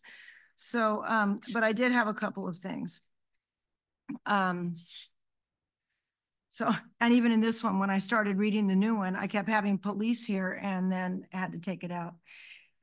So I'm on page 138 under the vehicles and parking. And it says, no person shall operate a motorized vehicle in district parks or open space. Oh, I see. No, I was thinking, this isn't what I was thinking. We had something in the other one. And maybe it was taken out where it talked about people driving district motorized vehicles. So that was probably taken out, and that was highly confusing. It was talking about people could drive district motorized vehicles. So I just wanted to clarify, only district employees with valid driver's license can drive district vehicles. Is that correct? We specifically deleted that because the potential liability issues were insane. So, right. Yeah, that was removed. So that was one that was in the old code that I was going to question. And then I thought, why in the world are we letting anybody drive our vehicles? Okay, so that it was the good old days of like some other agencies like, hey, I need to borrow the truck. Okay. Throw the keys. So I was wondering about that. That happened.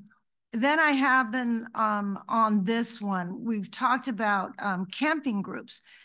Can we camp anywhere? You know, there's several references to camping. This is basically talking about delivering supplies for a camping group. But I think the only camping that I know that's allowed right now is through if you sign up for the overnight camping with the district. And there's another one here referring to camping. It's on section 213. Under special conditions, a permit can be issued by the general manager, and there's a fee levied and this whole things, and it could be, so what my question is, when I read all of this, could like a Boy Scout troop or a church youth group or a family reunion with lots of adults for a special thing, can they actually get a permit for camping? Or can they not? Is there a way you can apply for that? So yeah, so we basically this was early in my career when I got here. It was pretty made clear to me that the camping was kind of out, that the impact of it was mostly down at camp, they call it Camp 4 in Wildwood, and that was the kind of the designated group camp area. But lived experience was that permitted camping that didn't involve staff, where it was like, hey, we're just an outside group, friendly, we're going to do a bunch of stuff, it always resulted in problems to the resource and issues with behavior and a lot of problematic issues, not to mention the ingress and egress and sort of the fire sort of safety hazard of being down in that canyon, that it became pretty much don't do any permits. And so we have not, and I don't know that I've ever given in 20 years a permit to an outside group to camp other than one fully staffed by CRPD. And that would be, we did a safe passage camp down there, and we do the camp at Dos Vientos. And then I think we do any other family camp out night. The s'mores one, we always come out, we don't stay. So yeah. In They those used camps, to do a family camp out, and they used to do an end of the summer camp out with our Wildwood campers, but we don't do those anymore. It's just Dos Vientos does the camp at Dos Vientos. On the sports fields. Yeah. Well, like on the sports fields. I was just wondering if you'd want to clarify in that, if you don't want to take that out completely, if you clarified that by saying, and district employees must be, I mean, I'm assuming that on all of these other ones, you have district employees supervising. On this one, you just say you have to have enough adults that are responsible. I'm just saying, because if we can do this, I'm going to apply for a camping permit somewhere. Yeah, we don't want you camping. And then we'll refuse it. So either I think we need to take it out completely, or we should have, you know, that you have to have a district employee there and you would have to pay a fee to pay for the district employee, or because the way it's reading now, I didn't see that that was in there. Like you could potentially take your Boy Scouts camping in there as long as you had enough leaders. So I was just wondering about that. Anyway, you could look at that and maybe consider something for that, I noticed. And then in section 205, do we have any fishing in designated areas here? Other than like maybe those magnetic fish and fishing frenzy, which I don't even think you're doing anymore? 205. 205, section A, no person shall fish except in designated areas with signs posted allowing fishing. Do we have any fishing here? No, we're just hopeful. We're hopeful eventually we'll have a Tex will eventually a have lake. his fishing pond, so. So at one time we were gonna fill up the valley in McRae with a pond and Oh, have a okay. fishing pond. That didn't happen. That was Okay, Lake so- Trevor's idea. Yeah. And So Lake- yeah, I and think Lake Eleanor at one time. Well, you can barely even get to Lake Eleanor now. So, yeah, so no, we do not currently have any locations. all right, but you want to leave it there just in case. Sure. And then you'll have to post it. Okay, I was just wondering, I was curious. And then I also had a question on section 212 with the aircraft or the boat. Now, are we talking about just large boats? I mean, could somebody have a small boat, like a little motorized boat that they could put on a little lake? Or are we just talking about somebody going in a canoe? And I think, where would they even go in a canoe unless they were at Conejo Creek North? You wouldn't go there on that big Lake lake. Eleanor or the ponds at the Twin Ponds in Dos Vianos. I mean, there's not anywhere that would realistically be worth doing that. It wouldn't. It's covered by 211 though. It specifically mentions model boats in section 211. Oh, okay. So they wouldn't do it there. So I put here a large boat. So I guess my main question is, do we allow large boats anywhere? Could somebody take a canoe onto Lake Eleanor? I don't think so, or maybe, or to the Twin Ponds of Dos Vientos, which I've never seen. Actually.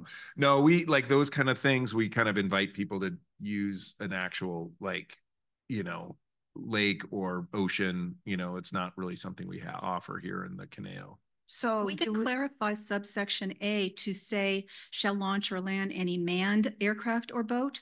That might help clarify that a little bit. And okay, but then I don't know. I mean, because if somebody just had a little plastic boat, they certainly wouldn't need the permission of the general manager. And I guess that's no person shall operate any unmanned but model craft. So here you're saying up here, you can't have any unmanned there. Without permission. So like, for example, we do give like those, remember, I don't know if you're on the board yet. We not too long ago, we allowed for I think they're sub 2 pound called park flyers. So they're they're aircraft that are super lightweight, battery operated. We actually have designated permits and times for those, but nobody's ever approached us to try to do something like that with boats, like model boats or anything. Nobody's ever. So I mean, with my grandkids, we always just do leaves. We put a leave in and follow it all the way down Conejo Creek South till it gets in the pond. Some kid put some little plastic boat in there and followed it all the way down till it got to the pond. You wouldn't need permission to do that. I'm being extremely picky. Yeah, and so no, totally. I get it. This is where common sense and the words on the page, sometimes you have to you can kind of like what if scenarios to kind of go nuts. And that's when you have to rely on our rangers to exercise good judgment, and somebody at a developed park site like Conejo Creek North that put a little tiny plastic boat in the stream between the two ponds. Nobody's going to want that in Wildwood Creek that's going down to the sanitation area. Is that what we're saying? So you keep all the boats out of there. That's kind of like the guiding principle there. If we don't want people putting things and leaving, say, like little toys in natural spaces where they're going to end up at the waterfall or, in the drainages that are important to us. Hadn't even thought of that. That sounds really exciting to have a boat go down that waterfall. I guess people have done it. Leaf boat, yes. Small boat, maybe not. Yeah, I'd be, well, okay. No. Okay, no, I won't do that. Yeah. There's any small boat that's left there in that place. It was not mine. Okay, so I guess that's fine. It just seemed odd to me that we'd even say you could have a boat without the permission of the CRPD manager. I'd say, well, you can't have a boat in any a manned boat in any of our areas, even with permission. Why would we give permission for that? But I guess you can leave it the way it is. I was curious. Yeah. Another thing that I was wondering is, we need to leave this, but have people ever hang glided, parachuted, parasailed, ballooned, or engaged in any human flight, even over 500 feet in any of our parks? Is that okay if it's over 500 So feet? Elliott Peak, well, I shouldn't even say it out loud, right? Like, yeah, people used to jump off Elliott Peak. Oh, they did? Yeah. Okay, and that would But, be yeah. okay then? If they No, that's not okay. No. Well, how tall is Elliott Peak? I don't know.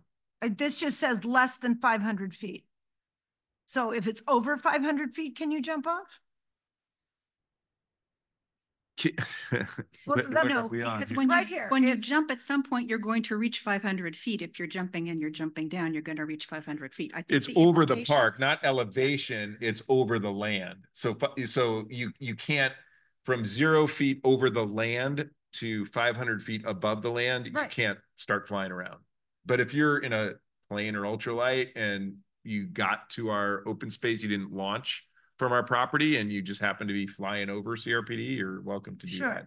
I was just wondering how tall Elliott Peak is. If Elliott Peak, I can't imagine how high the 500 feet is. So if you're on Elliott Peak and you want to jump off of that with a parachute, is Elliott Peak under or over 500? I'm just wondering. Elliott Peak, you're at 0 elevation because you're right on top of the peak. Oh, okay. Oh, I understand what you're saying. That was just confusing to me because I thought, okay, that was confusing to me because I thought, well, if I went up 500 feet. Yeah, it's not fixed elevation over sea level. It's elevation over land, over the land area itself. So it's not sea level. So basically you can't jump off any land. Right. You cannot launch an aircraft over our land. Right. Okay. All right. I just wanted that clarified. Right. That's what altitude refers to, the distance over land, where elevation is referring to the topography of the land itself. There you go. Thank you. Thank you for clarifying that for me. All right. Then I had another thing. Have we ever had special nudity? I know in some parks they'll have like, every third Sunday you can walk nude in this area. And I thought, is there some, like in England, there's board discretion. You guys do it. You guys are free to do whatever you want.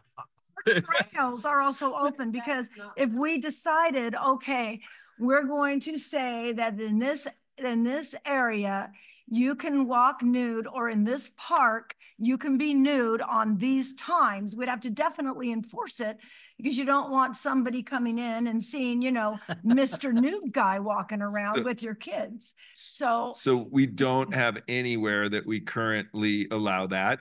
But, actually, when you go to these big conferences, the big ones, the CPRS and NRPA ones, a lot of times there'll be I think naturists.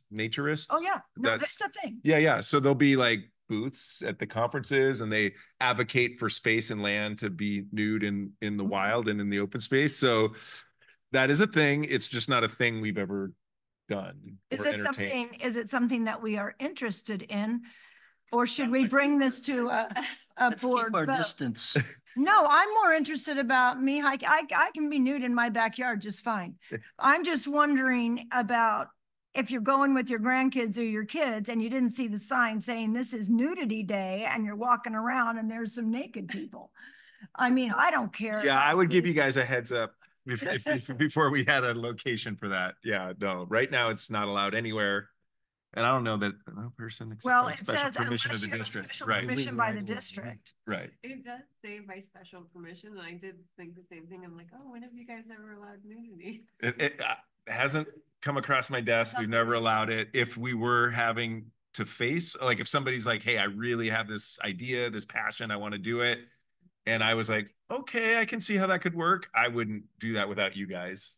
I wouldn't unilaterally just go, yeah, cool. I was just wondering if by having it here, it would give somebody the idea, oh, well, we just have to get special permission. If you just took it out, if you just said there is no nudity, but I'm fine to have it say the way it is. I just thought, okay. And then I have I'm being really picky, guys, I'm sorry. But you said you wanted us to go over it. Yeah. So in the washing, so I'm thinking of homeless people, if they went into a bathroom, one of our bathrooms, and they wanted to freshen up, would that not be okay? Or if they wanted to, is it okay if they are in a bathroom? What are the expressly designated areas for this use? So I'd say a bathroom is the place that you can kind of Certainly have a wash bathroom yourself sink. up. That's a designated place. Yeah, like a Okay. bathroom sink is to be used for that, not the creeks, you know. Okay, so that's what I was wondering. So the expressly designated for this use would be bathrooms. I'm wondering if we want to have that clarified. You know, that bathrooms are a place where you could do the washing or, you know. I mean, Common we have sense, a but lot of, I would shy away from putting that in there just because bathrooms are for washing your hands. Okay, And maybe washing your face. They but don't not need any your more whole body. ideas. okay, but we do have a lot of homeless people that, you know, they'll go to Starbucks and they'll go to different places to wash. Is this going to be a violation if we have somebody washing their body, but they're not indecently exposed? It's just a question I'm putting out there, just as something to talk about. So If someone is in one of our bathrooms for a long duration of time or is taking their shirt off or whatever, we might hurry them along. But we Okay. allow people to use the bathroom to wash their To face, wash their Okay. hands, Well, of get course, the mud wash off your their hands. arms, you know, Yeah, that type of course, you thing. can do that. Yeah. But I thought this was talking a little bit more about, you know, any portion of the body. Well, of course, you can wash your hands and face. And since it was right after the nudity, I mean, you know, I'm thinking in that mode. And the flora and turf. Anyway, that could be something you could talk about. In the flora and the turf, if somebody sees a lot of poison oak on the path and they want to take it out, is it okay for them to just take it out, or should they report that to a Costco ranger or to somebody as a? We don't want anybody exercising individual judgment, and we'd want to be notified of it. That said, if somebody picks a mustard plant along the trail, I don't think anyone's gonna frown on that. So Well, it says that it's okay. All right. It says authorized by the general manager again, so I guess we're okay. Oh, I just thought this, and it might need to be legalese, just when Director Nichols was talking about the removal of feces of domestic animals. Do we have to have shall be or must be, or could we just say is? Is the responsibility of the owner or custodian of said animal, or does shall be or must be a legal term? Any of those would work. So Okay. I'm open to suggestions. Okay, I just threw out is, if you want to talk about that. Do we have any fire rings that can be used? I'm now on section 226. Are there any fire rings in this area that we can use by permit? The only place I could think would be Wildwood, and I can't think of any there except for if they have, you know, actual, places, raised barbecues. I don't know of any fire rings. If there are, I'd like to know about it, because I'll go build a fire. Yeah, down at campsite 4, there's a built up barbecue thing, but there's not a fire ring down there. No, and we wouldn't ever want anyone to have a fire in open space. So we should take out fire rings, take out that fire rings if we don't have any. I don't want anybody to think that they can take a bunch of stones and make it into a ring and now they can build. Again, it's one of those by permit only. So that one time we took safe passage down to campsite 4, we had a fire on the ground in a fire ring. Okay, so you would need to have supervision by staff, or? We had probably 10 staff down there, so yeah. Okay, by permit only. All right, so that takes care of it. Yep. I was just wondering, but where you have done it, all right, so you have something designated for the permitting of this. So it would have to be by permit. Super rare. And we don't have any fire rings, so you had them on. Right. I'm being very particular. Yeah. I should have been a fire marshal. I'm just saying, somebody can't just take a bunch of stones and say, I want a permit. So it would have to be like, how did you do it on the ground? You were with a group, you were with designated employees were down there with safe passes. And lots of law enforcement. I don't know if we had a fire official, but we actually had at least 4 cops, and yeah. So we had public safety and a lot of staff. So I remember we did do an on the ground in the middle of that big open clearing, and on the ground fire thing. Okay. I don't actually remember exactly how the ring was constructed. I don't recall, but That's why I'm just wondering about, I'm being very particular. I'm sorry, I'm keeping you here longer.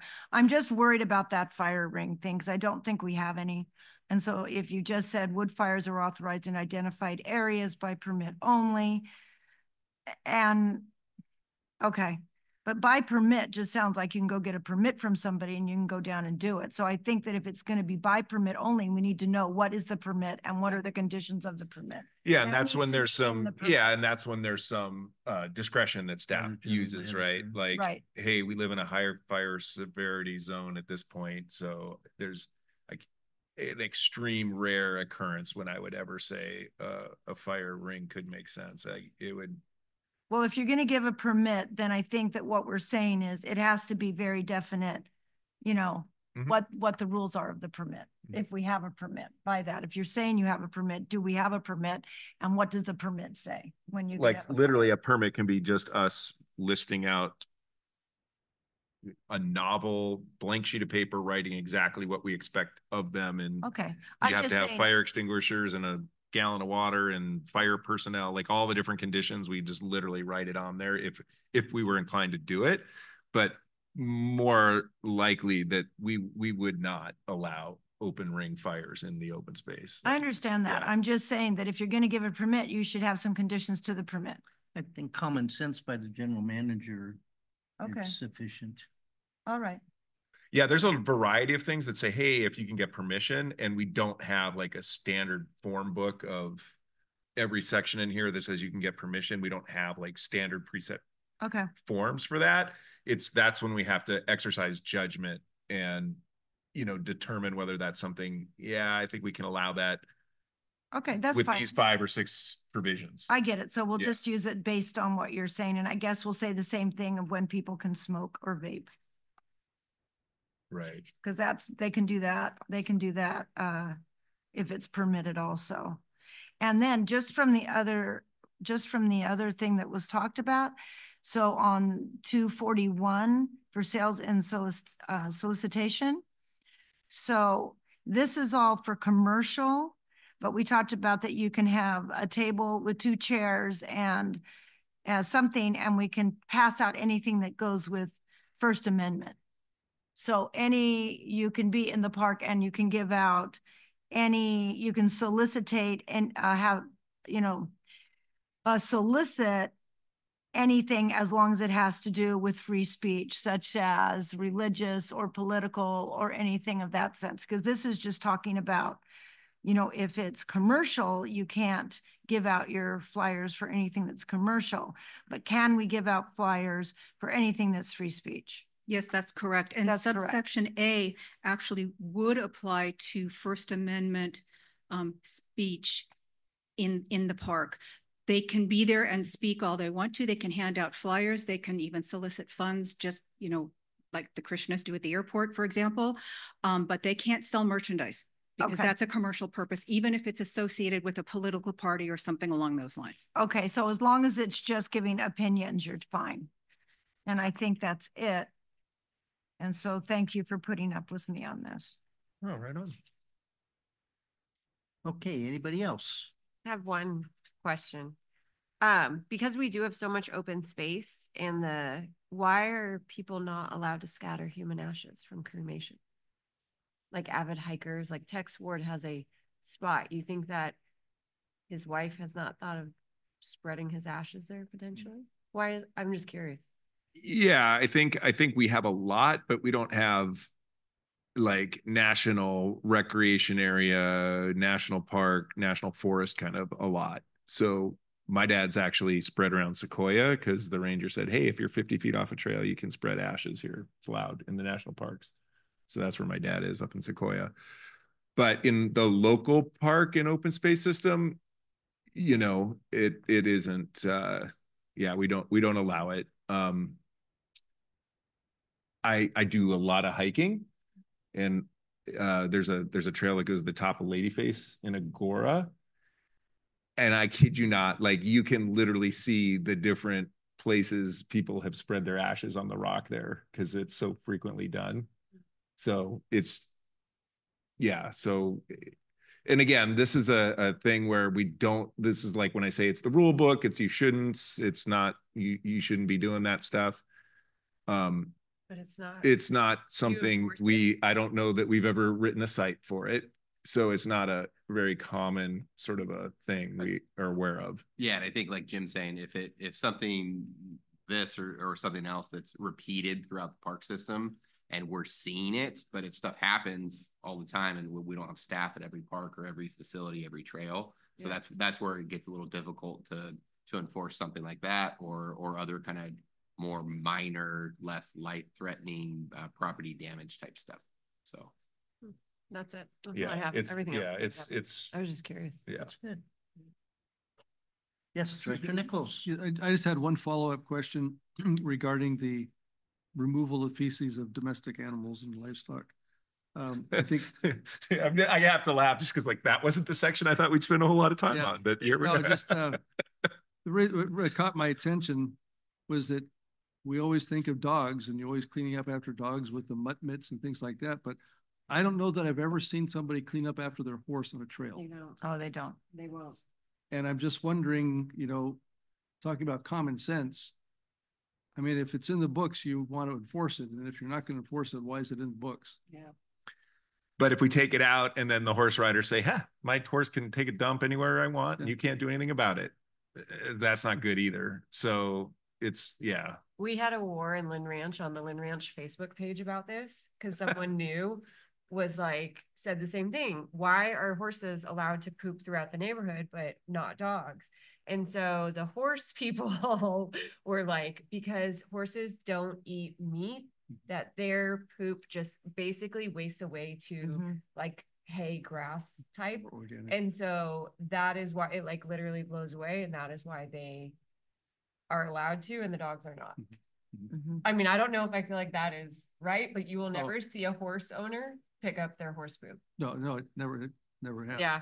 But I think it would probably be more of a concern for us in one of our parks than perhaps on a trail. And maybe that's where you have the opportunity to enforce it if you need to. right. There you go. That's a good example where we'd probably say, dude, but not on the, on the open space trail, we're not going to do anything, but yeah, in a developed park. Okay. All right. That was it. Okay. A lot of good information, a lot of discussion, and staff is taking all the. I think we're going to be rewatching a big chunk of this meeting to try to get it all right. But yeah, we definitely. I got notes. I'm sure staff has notes for sure. Yeah. Oh, it's a good exercise. It's been a while. Obviously, you can tell by the various comments and changes of attitudes, etc. of that. So that concludes item A. We're moving on to item. So may I? Yeah, share? you should. I think at the conclusion of this, so I feel like I'd like to get together with our attorney and staff, but having listened to it and heard some of the responses, I feel like we can grasp almost all of these in a red line strikeout within a month or something. So assuming we can kind of do that, are you comfortable if we bring back everything we heard tonight in a red line strikeout version, as well as a clean version, and do that as an introduction of the ordinance, the first reading? Or would you rather kind of have us come back again and do this again with the anticipation of the first reading? Can you email a document with the strikeouts and so forth, so we don't have to go through it in another meeting, each individual's? If we had a whole bunch of input outside of the board meeting, it feels like a Brown Acty kind of problem-ish sort of thing. Well, I was just actually for the advantage of the board to to get that out. And I shouldn't put it this way, but get it out of the way. So you could actually email a red line version to the individual board members, right, and direct them in that email if they have comments to only reply to you, to not reply to all. That's how you avoid a Brown Act violation. Okay. Very good. So that sounds more expedient to me than going through a lot of this again. Great. Rest of board members, any comments, concerns, questions? The expediency is good. Yes, I thought so. That's a couple hours here. Is that okay with you guys? Okay. We're now moving on to item B, capital improvement grant, fund grant. Staff, please. Thank you, Chair Lang, members of the board. So this is an information item only, requiring no action by the board. As you are aware, we have a very robust community group that facilitates unique interests throughout the whole park system. Some more traditional than others, with sports groups to cultural museums, gardens, and just some really great stuff. We do have our annual capital improvement fund grant program. This is out of 14 years so far, the program has given $1.65 million to the community to be able to get some work done throughout the park system, which is great. It's that whole sweat equity, putting funds and ability to provide more ability to our facilities for the community to utilize them, which is great. We still have the same kind of program. Jody works on updating applications. We send them out. Tim Dorr and the sports folks will send it out to their repeat groups and all that. And so we do really have a very robust applications that come in, which is great. We do have a non-matching, which is a $5,000 maximum, as well as we have a matching program up to $25,000. As I mentioned, this is the close of the 14 years of it. So this will be our 15th year. And we just received applications May 1st of this year. We have 10 total grant applications that we received and projects that were contemplated. We have 4 that are non-matching, and we have 6 that are matching. These are our typical groups. We actually don't have a new group. So we have a lot of familiar faces, which is great because we continue to kind of build up the programming ability and the interest of the public through that program. And we would be, as Melissa mentioned in her budget report, was that we would be adjusting it to up to 130,000 from last year was 118,000. So again, just the success of the program continues to grow year by year. And it's actually a really, really neat kind of thing to be something that I wasn't exposed to before working here. And then being able to work with our community groups, checking in, helping out with contractors, having our field supervisors work with them to make sure things are getting done out there. And then now in my current and new role is, managing the program. So it's actually a really, really neat community aspect of what the district can provide with our friends out there within our facilities. So with that, I'm available for questions. Thank you, Director Mooney. Any questions? Yes, Director Huffer. Not a question, just a comment. Everything you said, I have to agree with. And to see the projects large and small that have been, if not totally funded, certainly the funding that the district has provided to these groups and the incentive to be able to double their dollars to accomplish their projects. It's been absolutely wonderful. So I'm glad we're able to do this, and I'm glad we're able to continue doing this every year. And a couple of years ago, when we temporarily doubled the amounts, it was, that was that much better. So keep it going. Yeah. Any other comments? I'm curious, do we often get thank you letters or something from the groups? Yes, sometimes it's more emails, phone calls, and then interaction on the property. But yeah, it's especially again being more involved in the program over the years. Yeah, there's definitely a lot of thanks, and obviously when we have our user groups coming here to do special presentations, you definitely see that thanks when they do their presentations. But yeah. And our staff really appreciates the coordination efforts and working with those folks to do some cool stuff in the parks. Yeah. So I think we all agree this is a great program. And as Director Huffer mentioned, it's adding to not just the park districts and that individual groups, but the whole community sees benefits from that. So Keep up the good work. Okay, that's for information only. We're now moving on to item C, amendment of existing option and site lease agreement with Verizon Wireless for upgrades in existing wireless communication facilities at Conejo Community Park. Is that you again, Andrew? Yes, sir. Go for it. Thank you, Chair Lang, members of the board. You may not be aware, but we do have a cell site at Conejo Community Park. If you look on page 189 of your packet, it kind of gives you a site plan. We do have a Verizon Wireless on the site. So there's an equipment vault on the south side of the parking lot across from the staircase that goes down into the front lobby area of the community center. And we also have an antenna pole that's on a light fixture that's on a light pole that is just to the east of that.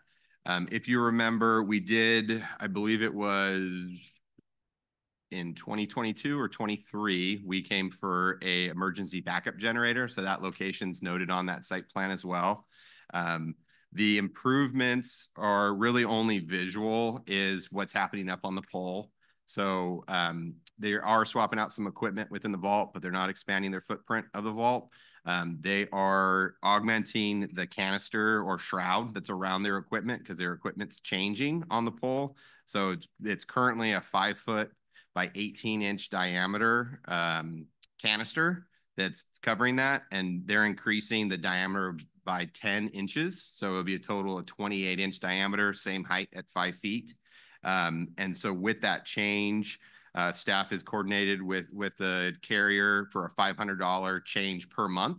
And so that would bring the total lease on that, just that site, after the generator gets built, which is still pending. They're still working through permits and stuff. They haven't done any work on that yet. But it would be up to over $4,700 a month just for that one site. Something that's pretty big for us that we can work into our budget are these cell sites. So we have 17, I believe. We have a few that are still pending, but we have 17 total throughout the district. And that raises over $550,000 this past year that we can work into our budget from a revenue standpoint. And then we do have a 3% escalator every year. So depending obviously when the leases are approved by the board and when they have action on the lease, but in every agreement would increase on their annual date a 3%. And so we've been working with, obviously this is the fourth amendment. So we've been working with these carriers over time for a bit, but we definitely see the value of being able to offer this, but staff definitely tries to reduce the footprint, reduce the visual impacts. And then we do have attachments, additional attachments, which is the Fourth Amendment, which is on page 190 and 191 of the report. And then to get into kind of the details of what's actually happening, there's a bunch of different construction sheets. But Exhibit 1B, if you look to page 198 and 199, you'll see on 198, the vertical elevation of the visual impact. And then on 199 is a kind of horizontal plan that shows you kind of the difference of the size of what's being proposed. So with that, I am available for questions. Thank you, Mr. Mooney. Any questions from board members? Okay. Is the 3% increases negotiable? Is there any way to get more than 3%? Typically, we try to work through like the standard of what we see other agencies are doing. We look at it as a steady revenue stream. So that's typically been the standard, a 3% increase. So instead of pushing for more, we've been actually negotiating, if it was a new site or if they were expanding their ground lease, we try to negotiate capital improvements such as like trash enclosures, material storage areas where we might be like hiding some of their equipment and stuff. So, but typically the standard in my time with the district, it's been 3%. So obviously that dips. You know, sometimes with CPI and other things, it might go down and it might go up, but we try to stick to the standard revenue of, hey, we're getting our 3% consistently And these are typically 25-year agreements. Oh, okay, that's what I was gonna ask it's next. typically like a 5-year option, and then there's multiple 4-year. That's our typical standard. Okay, and then options to extend for 5-year periods. Yeah, exactly. So, and then we always, you know, we get folks who reach out to us, and it's like year 13 of of the agreement, like, hey, we want to rework our deal and all that, and we kind of push it off a bit because we're like, nah, we'll check in with you in 12 years or 10 years from now to kind of see what rates are. But we're kind of constantly looking around at other agencies as well as kind of the going rate and negotiate that more from a money standpoint versus the interest or the percentage increase. So. Are they putting these over in Westlake where they, or are like North Ranch Park where we really could use some better cell service? No, yeah. So North Ranch, actually North Ranch Playfield, we have 2 sites there. Oh, okay. And then I've been in coordination with Dish to possibly add another site there. I've been working with them for about a year now on a site there. So, and that's actually one of our sites that we're looking at doing a trash enclosure to help with our trash. Yeah. So that's nice. Thank you. Yes, Director Nichols. Thank you, Mr. Chair. Is it my understanding that the applicant at this point would need to get Park District approval before they go to the city to go through the Planning Commission review process? Correct. Yeah. So basically the terms of the amendment would be, since we're the landowner, we come because it's a long-term decision. That's why we bring it to the board. You know, me and Jim don't have the authority to say, hey, we want this. So that's why we bring it to the board soon. And if the board approves this tonight, then that allows them to proceed further through whether it triggers planning commission, planning process, building and safety and all that. So yeah. Okay. All right. Because ultimately you are the authority for the park property. Correct. So yes. Yes. And I remember from my days on the Planning Commission, I presume this is still the case, that the city directs these folks to existing light standards that are throughout the city or poles. So it kind of is an automatic feeder to parks with lights that they come to those locations because that's what the city encourages. So that helps as well. Yeah, we don't have it. Sorry to interrupt. We only had one Dish at Conejo Creek South was the only one that we were adding a pole. And that was done, I think, in the fall of 22 is when that was approved by the board. And so that's all the other ones are on existing light fixtures. So it's kind of dual purpose. So yeah, I know there's one at North Ranch, there's one at Page Park, one over there. So a lot of them. Just another comment on the amendment. I think the zip code needs to be corrected there to 91360.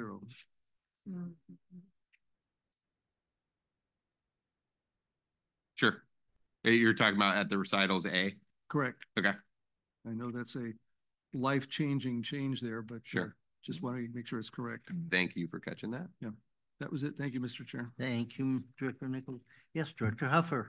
I'm going to say when, not if, the plans for Conejo Creek, Conejo Community Park are implemented.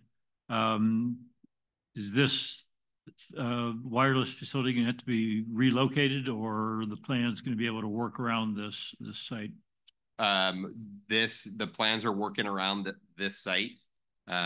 We would coordinate with them possibly for the light pole though. So if we updated our light fixtures, and we would work with the carrier. Sometimes they want to change their pole too, because if their equipment's changing, structural calcs and stuff, but the footprint of that vault, the footprint of the generator has all been coordinated with our architecture team to make sure it works with the new layout. So okay. And then, although it doesn't deal with this specific issue, you mentioned the action we took a couple of years ago, Conejo Creek South. I thought I remembered that they were going to do something additional to the building. Correct. So that they would be augmenting the building, increasing it, top of my head, 15 to 20 feet to the north, and providing more storage. Basically, they would be taking over our current storage area for their equipment, and then they would be giving us a bigger storage area, doing some fencing and putting a bigger pad in so we can put some picnic tables over at that restroom. So are we nearing a point in that project where they are working through their building permits? So they're going through their process. So. Okay, so this isn't going to happen immediately either. This will be a little quicker just because of the ability of they're already on site. It's an existing site. There might be less approvals to go through since they already have a shroud up in the air and all that fun stuff. But yeah, so it should be a little quicker. And then just to note, part of Conejo Community, if you guys remember in the spring of 2023, we had power issues at Conejo Community. And so we have been working with Edison as well as our electrical engineer and architect to work on a system that will be upgrading that because it's old switchgear, just old electrical from a building that was built in the 60s.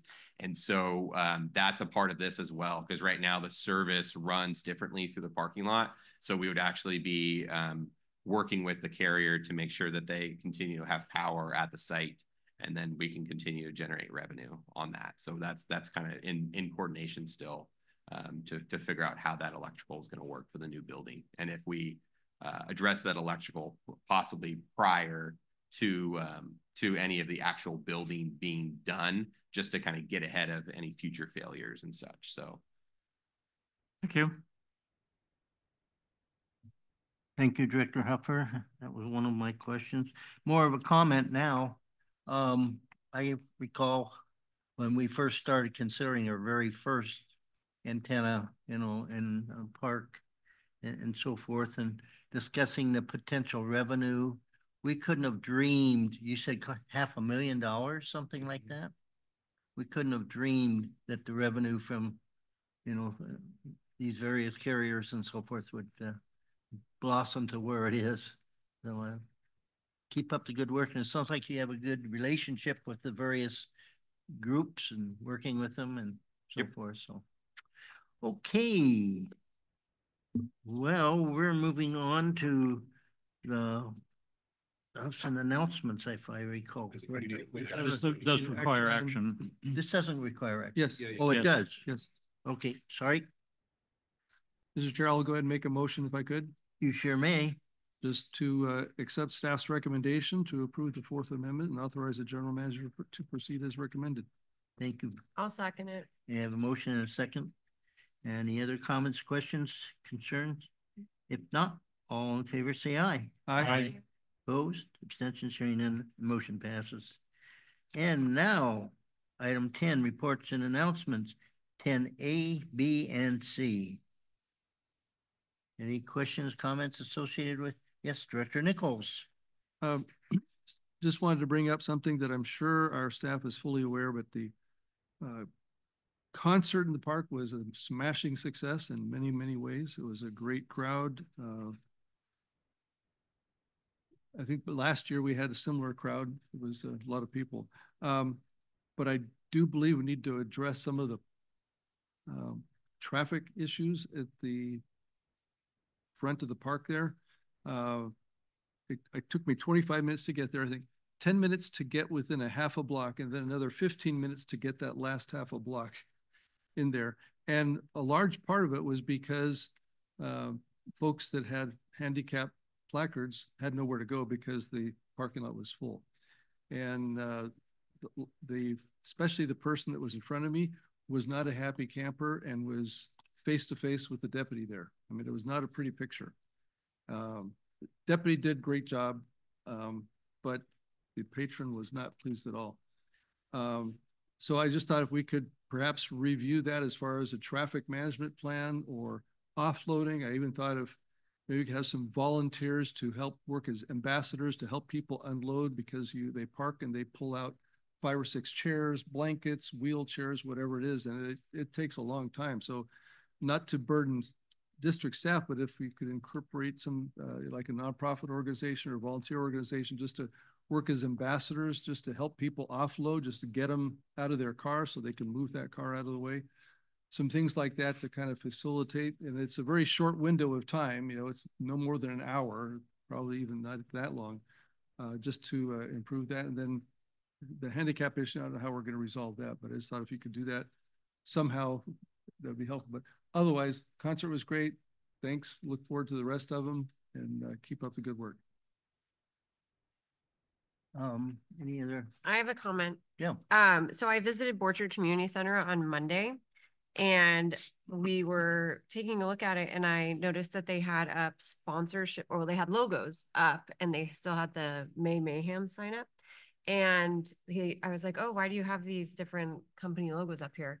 And they said, because they get sponsorships for it. And I thought that was great. I didn't realize that we did things like that for the different little tournaments. And I was like, that's such a great opportunity for the community to come in. And so I was just reading it that it was $2,700. So I thought that was really cool that we do that. So that was it. Yeah. Back quickly to the parking situation, could there be some kind of a remote parking lot and do a van, a shuttle? You know, just thinking when Director Nichols mentioned the handicap was full and so forth, and they are double checked, right, for their placards before they're allowed to go in there. So not much more you can do if there's a certain capacity and you just got, you know, so many people coming in. It's a kind of a remote parking area from like the Jance Marketplace, not anymore Jance. Yeah, it is Jance Marketplace these days. And that's not that far away. And offer our shuttle, maybe some liability issues, but use CRPD van or something. I don't know. Has that ever been considered or? It has not been considered. It's an interesting idea. There would definitely be cost to it. So for a free event, that would be, you know, Yeah. how much do you want to spend on that? Yeah. But Yeah, the shuttles will probably run you at least, I mean, for the chili cook-off, we get 4 and it cost me about $6,500. so that's probably more than we pay our artists. Yeah, it's pretty expensive for the shuttle. Okay. But it's not impossible. Yeah, well, it is an issue and we try to accommodate everybody, especially handicap. I think and if we have, I'm sorry, and if we have some confrontation as Director Nichols shared with us, you know, that's not good PR either. I think the other thing is the park doesn't have a capacity. So you get a bus or something and all of a sudden, can we really hold more people than we already had there? So, I mean, I know people were walking from Moore Park Road over, so. Okay. It's a tough thing. It's a good event. We're obviously doing well, but yeah. Understand. Well, I know you're doing the best you can at just situation where, you know, new ideas might help the situation. Who knows? Okay. Chair Lang, to talk about the concert, just had a quick question I wanted to ask. I noticed in the financials that we paid the artist $3,000. About how much do the mimes collect? I believe at this particular concert, they collected over $3,000. Oh, so the mimes are yes, and we I believe we pay them a flat rate of either $300 or $400, or a percentage if we make more. Good. So it's definitely a value to us. We've tried to get the whole text to give, and I don't even know if you noticed, but there's banners on the stage that have a text to give sign and people are just not reading it. And I don't know if the younger folks are just not doing it, but it's definitely very easy to do the text and give because it's just hooked up to your PayPal. Do you have that in the program? I don't know if it's in the program. I know last year we tried it, but I'll make sure Shar gets it in there. Yeah, because I mean, everybody's handed a program, so that'd make it really easy if they had that. That's what I was going to say, because you cannot see the stage. I mean, it's hard enough to see the people that are on it, let alone a poster on the back wall. You know, short of the mosh pit, nobody can see it. Yeah, we were discussing having the mines carry a sign that so they can collect cash, or if you don't have cash, you can text to give. And on that, go ahead. Well, since people were chimming on the concert, talking about the concert, first, I think that Director Nichols' idea of just having a loading zone in the front, you could have like a large area that's just or rather a unloading zone, Mhm. that might help. But also we usually don't have concerts that are this big. So it's not a regular problem. Yeah.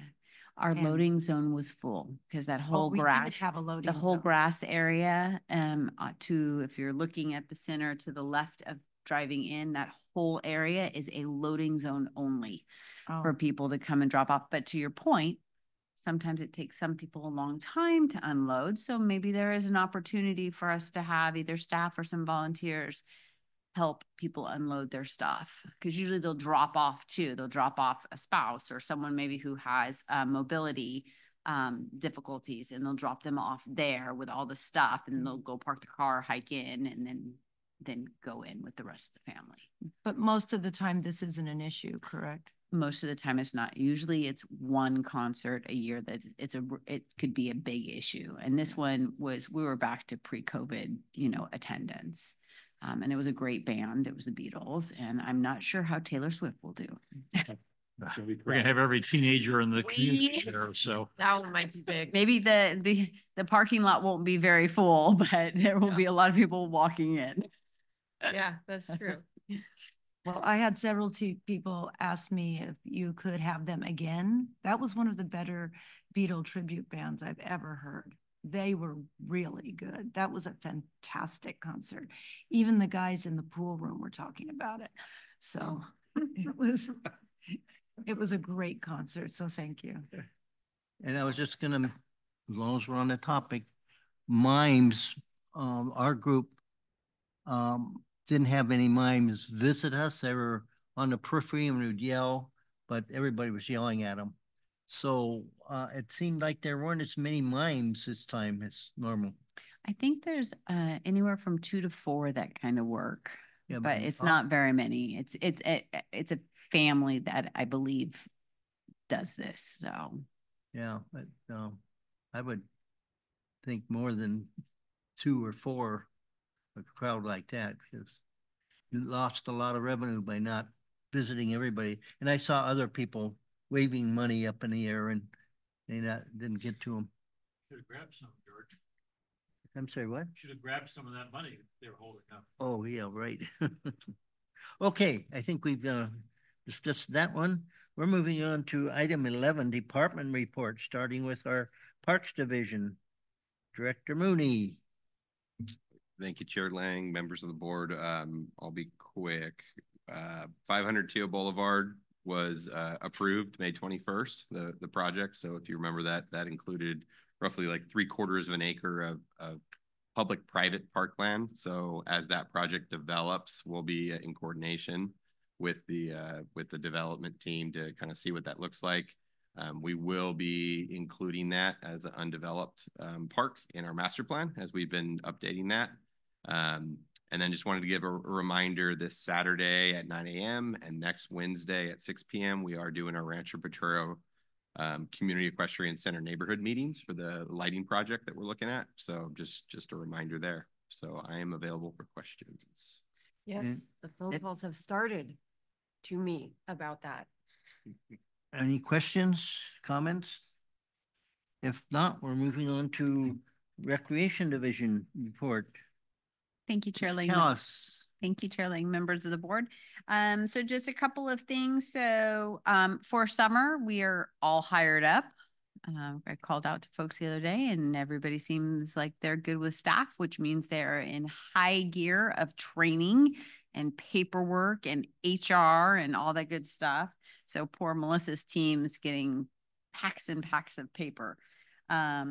We are also filling up in our programs. We are having great registration. I know for sure 2 of our camps are completely sold out every single week already. So they've moved staff around to bring in more kids and still filling up. So we're doing really good on registration.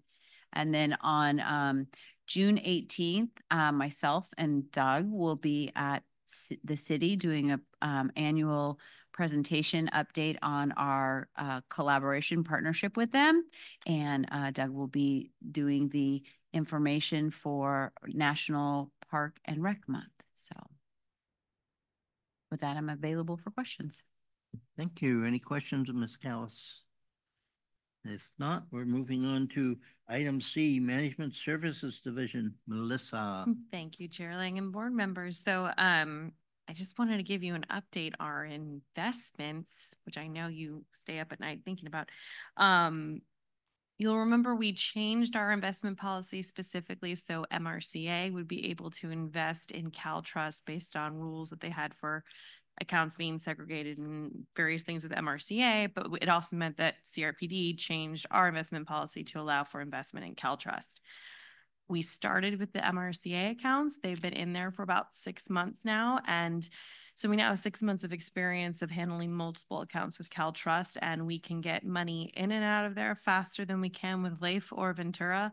And the returns are higher than both Leif and Ventura. So we're starting to slowly move the reserve funds for CRPD into CalTrust. And so you'll see that in the investment reports in the future that there'll be Ventura, Leif, and CalTrust, and you'll see those numbers kind of shifting. So before you see it, I wanted to let you know what we were doing, but we tested it out with MRCA money first. So with that, I'm available for questions. Thank you, Melissa. Any questions, Melissa, on this topic? Okay, Mr. General Manager report. Not a lot, but I do want to note for those board members that will be here on the 20th, we are going to have 2 board members missing. So we need the other 3 to definitely be here. Otherwise we wouldn't have quorum, and we'll keep the agenda then therefore pretty light. So you'll get the final operating and capital budget, which you've seen tonight and didn't make any changes to. But other than that, it'll be really light and probably very fast agenda. The one thing I'm a little sad about is we have Conejo Historic Society scheduled, and some of you guys won't get to see it, but hopefully you'll watch it on YouTube. And only because it just happened to be today, Nellie, as a representative of the Conejo Historic Society, did a great 20-minute presentation to the Thousand Oaks Rotary Club about the early history of the Conejo Valley, and it was really well received. It was great. It was really fun, speaking of the Historic Society. So other than that, appreciate the great input on the ordinance stuff. That was great. And so we'll get together. I think we'll be able to hash out a bunch of red line strikeouts to get to you guys to look at and keep that moving. So that was really that was great. So thanks. That's it. That's it. Okay, board members, any questions of our GM? And he does a lot of work, and thank you so much. Item E, director's reports and follow-up reports of meeting conferences attended. Well, I know we will have some conference comments. I'm going to start with Director Huffer. Thank you, Director Lang. Yeah, several things. Before the conference, I did get over to the Cowboy Cookout. Thank you so much for that. Oh, where'd she go? My picture was in the section there. So anyway, the Cowboy Cookout was fun. Even though I've been there any number of times, had a chance to go through the house again, and they keep fixing things up little by little there. So that was good, and didn't win anything in the raffle. That was very disappointing. But so did the Cowboy Cookout. Group of us were up there for the CARPD conference. It was nice to see Melissa up there, and hopefully you learned lots and enjoyed yourself up there. I went up a day early, so I got a chance to spend the day in the Charles Schultz Museum in Santa Rosa, which was a whole lot of fun. Charlie Huffer came back with all kinds of souvenirs. So we've already talked about the concert in the park. It was great. I've got lots of friends who were there, and they loved it immensely. Although it's not a CRPD project, since they're taking place in CRPD properties. I got to mention the Thousand Oaks pop-up concerts. I went to the first one at Conejo Creek North. And other than the fact that the space heaters were not working there, it was kind of chilly, but it was a great concert. And the performer there was a whole lot of fun. He was a Hawaiian guitarist who halfway through the concert came down and sat down with some of the audience and was singing songs, sang one song with his daughter. He's got 5 kids, and they were all there and sang with his oldest daughter. So I was curious, do we charge the city for using the parks? I was hoping not. No, it's a partnership. And so Yeah. we're on all their marketing and stuff. So we partner with them on that. Good, good. So anyway, they got a whole series of concerts coming out through the summer. And then yesterday we are continuing the CSVP tax program is continuing once a month appointments. I'm always amazed. They had some, I don't want to say little old lady, but they had a lady who came in and all she had was Social Security, nothing else to report, but she had waited until now to have her tax return done. So, but anyway, we're doing that once a month. So if anybody asks about taxes, once a month by appointment through the CSVP office. That's it. Thank you, Director Huffer. Director Kessworth. Thank you, Director or Chair Lang. So I went to another district band. It was fabulous. Just so good. I loved that. And I went to the Matiaha Festival, and I want to give a shout out to Jillian. She works at the Conejo Community Center. So I was really appreciative. Now I'm feeling a little bit guilty when I pulled in and they told me the parking lot was full. And Jillian said, no, she can come in. So I said I was a board director. I guess we could have walked. But especially I want to shout out to Jillian because I was at the Matiaha Festival and she was there doing crafts. So I said to her, oh, Jillian, because she works at the Conejo Community Center. I said, oh, Jillian, are you working today? She goes, and somebody else comes to go, no, she just volunteers. And she was there in cute little overalls with flowers all over them. And I thought, wow, she's there volunteering at this festival where normally she works at that park. So, you know, what a great thing to do. I went to the Safe Passage, luncheon festival and street fair. Is fabulous. It was just a lot of fun. And they had a mechanical bull there this time. That was really fun. That was very cute. And then I went to a pop-up festival also, and that was in the Northridge Neighborhood Park and North Ranch. And you know what I really enjoyed about it? The entertainment was fabulous. You know, Harvey loved it. The grandkids loved it. But my grandson and I walked all around the park, and I hadn't been to that park since the Woolsey fire. And it was the night that Doug and I were sworn in. And we can remember we were here till 11 o'clock at night because, there were so many complaints. So the first thing I noticed that fresh mulch was being laid in that park. So no fires, please. But also the whole area where all of the oak trees were, where we decided to kind of say a compromise. Okay, we're not going to put any mulch in that entire area. And it looks nice. I mean, the oak leaves have kind of filled in and it's made a very nice nature area. And then I remember Mr. Hare talking about how the people in the park wanted to have a walking trail. It's an affluent neighborhood. And he said, well, we can't afford it right now. And somebody wrote him a check. So we walked all around the walking trail there. So it was just kind of nice to revisit that park, 6 years later and see what a nice park it was. And it was also very cold, unfortunately. But we came prepared with lots of blankets. And what a wonderful partnership we have with that. It's bringing a lot of different kind of music, to these neighborhoods. And so I think, and I was at Catwood Cookout also. So. Thank you, Director Kessworth. Director Buss. So my 9-year-old played softball this season and made all-stars. So I have been perusing all these softball fields in our area. And I actually get to go up to Paso to see their softball fields this weekend. But I will say, so I was at Moore Parks and I was like, oh, okay, this is cute. This is a nice little area, what have you. I still think ours is better. Westlake YMCA, not a fan of the turf fields. I'm sorry, the grass is so much better. Yeah. And it was like they did black chain link. It's really hard to see the players. And you're like so close compared to my favorite is Borchard. I have to say, I'm a little sad that T.O. doesn't get to play on Borchard. I can see why they're sad because those are definitely the nicest fields, like by far. Yeah, my husband was like, why don't we play on these? I'm like, I know, we might have to join Newberry Parks League so that way we can play on them. But yeah, it's funny because we've been talking about it and something I never thought I would be analyzing. So yeah, so I did that. I did tour the whole Borchard facility with the workshop and got to see every single little hidden rooms. And we found, did you want to tell it? You haven't? Okay, well, I'll let Jim tell you what we were shown. I shouldn't say we found it because Kirk showed it to us, but it was really cute seeing the little preschool rooms and all the stuff that they do there. And I didn't realize how many different preschools they had there and how full they are. So that's really cool.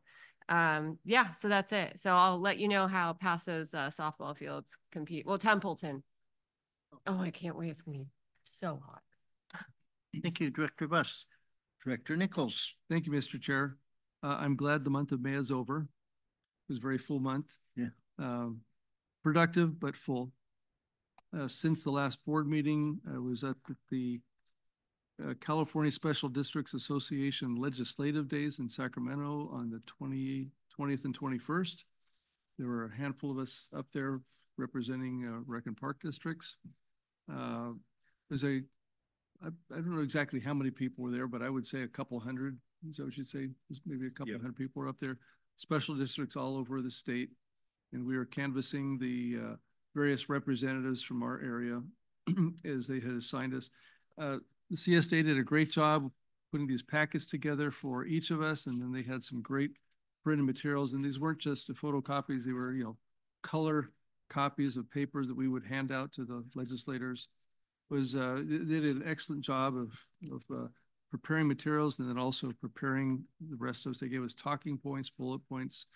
But I had to tell our legislative advocates, RPPG, that the list that CSDA gave us, the things to talk about, we'd already covered these multiple times in our CARPD legislative committee meetings. And I just felt, gosh, I probably didn't even need a bullet list. I could have talked to these topics right over there, which just made me feel good about the investment that the association had made to bring them on board to elevate the Association of Rec and Park Districts. And it's been a great relationship. So I just felt really good about that, being able to talk to the points, and actually felt like we knew more than the staff people for the representatives. And it was a good position to be in. And I think they were likely impressed by the organization as well. From there, I drove over to Santa Rosa. I had to take a road least traveled and took Highway 128, which I'd never been on before. It was great. Got to see a petrified forest, which I didn't even know was there before. So that was fun. But it was over there at the association annual conference, and the theme was built to last. And they had a lot of good presentations that were kind of focused on that. We had a fascinating presentation by the police department of, actually Sheriff's Department, Santa Rosa, Sonoma County, with their rescue helicopter, and had some great videos. And it was just, amazing what they have developed that program into. And it also included some personnel from the fire department. But just to kind of, emphasize that the relationship that they have with their agencies up there, because they do rescues out in the ocean on the coast. Sonoma's a coastal county. They talked about, the hikers and things that they have to rescue. So it was a very fascinating presentation. But we went through the litany of things, and the board of directors just had a meeting this week, yesterday morning actually, kind of recapping the conference, and of all of the presentations that we had. They kind of rated them, all the attendees rated them. The number one presentation was the ability to get their CPR certificate at there. That was what everyone liked most. And second was the helicopter presentation. And the third was our executive director giving a review of all the different insurance claims that have happened over the course of the year.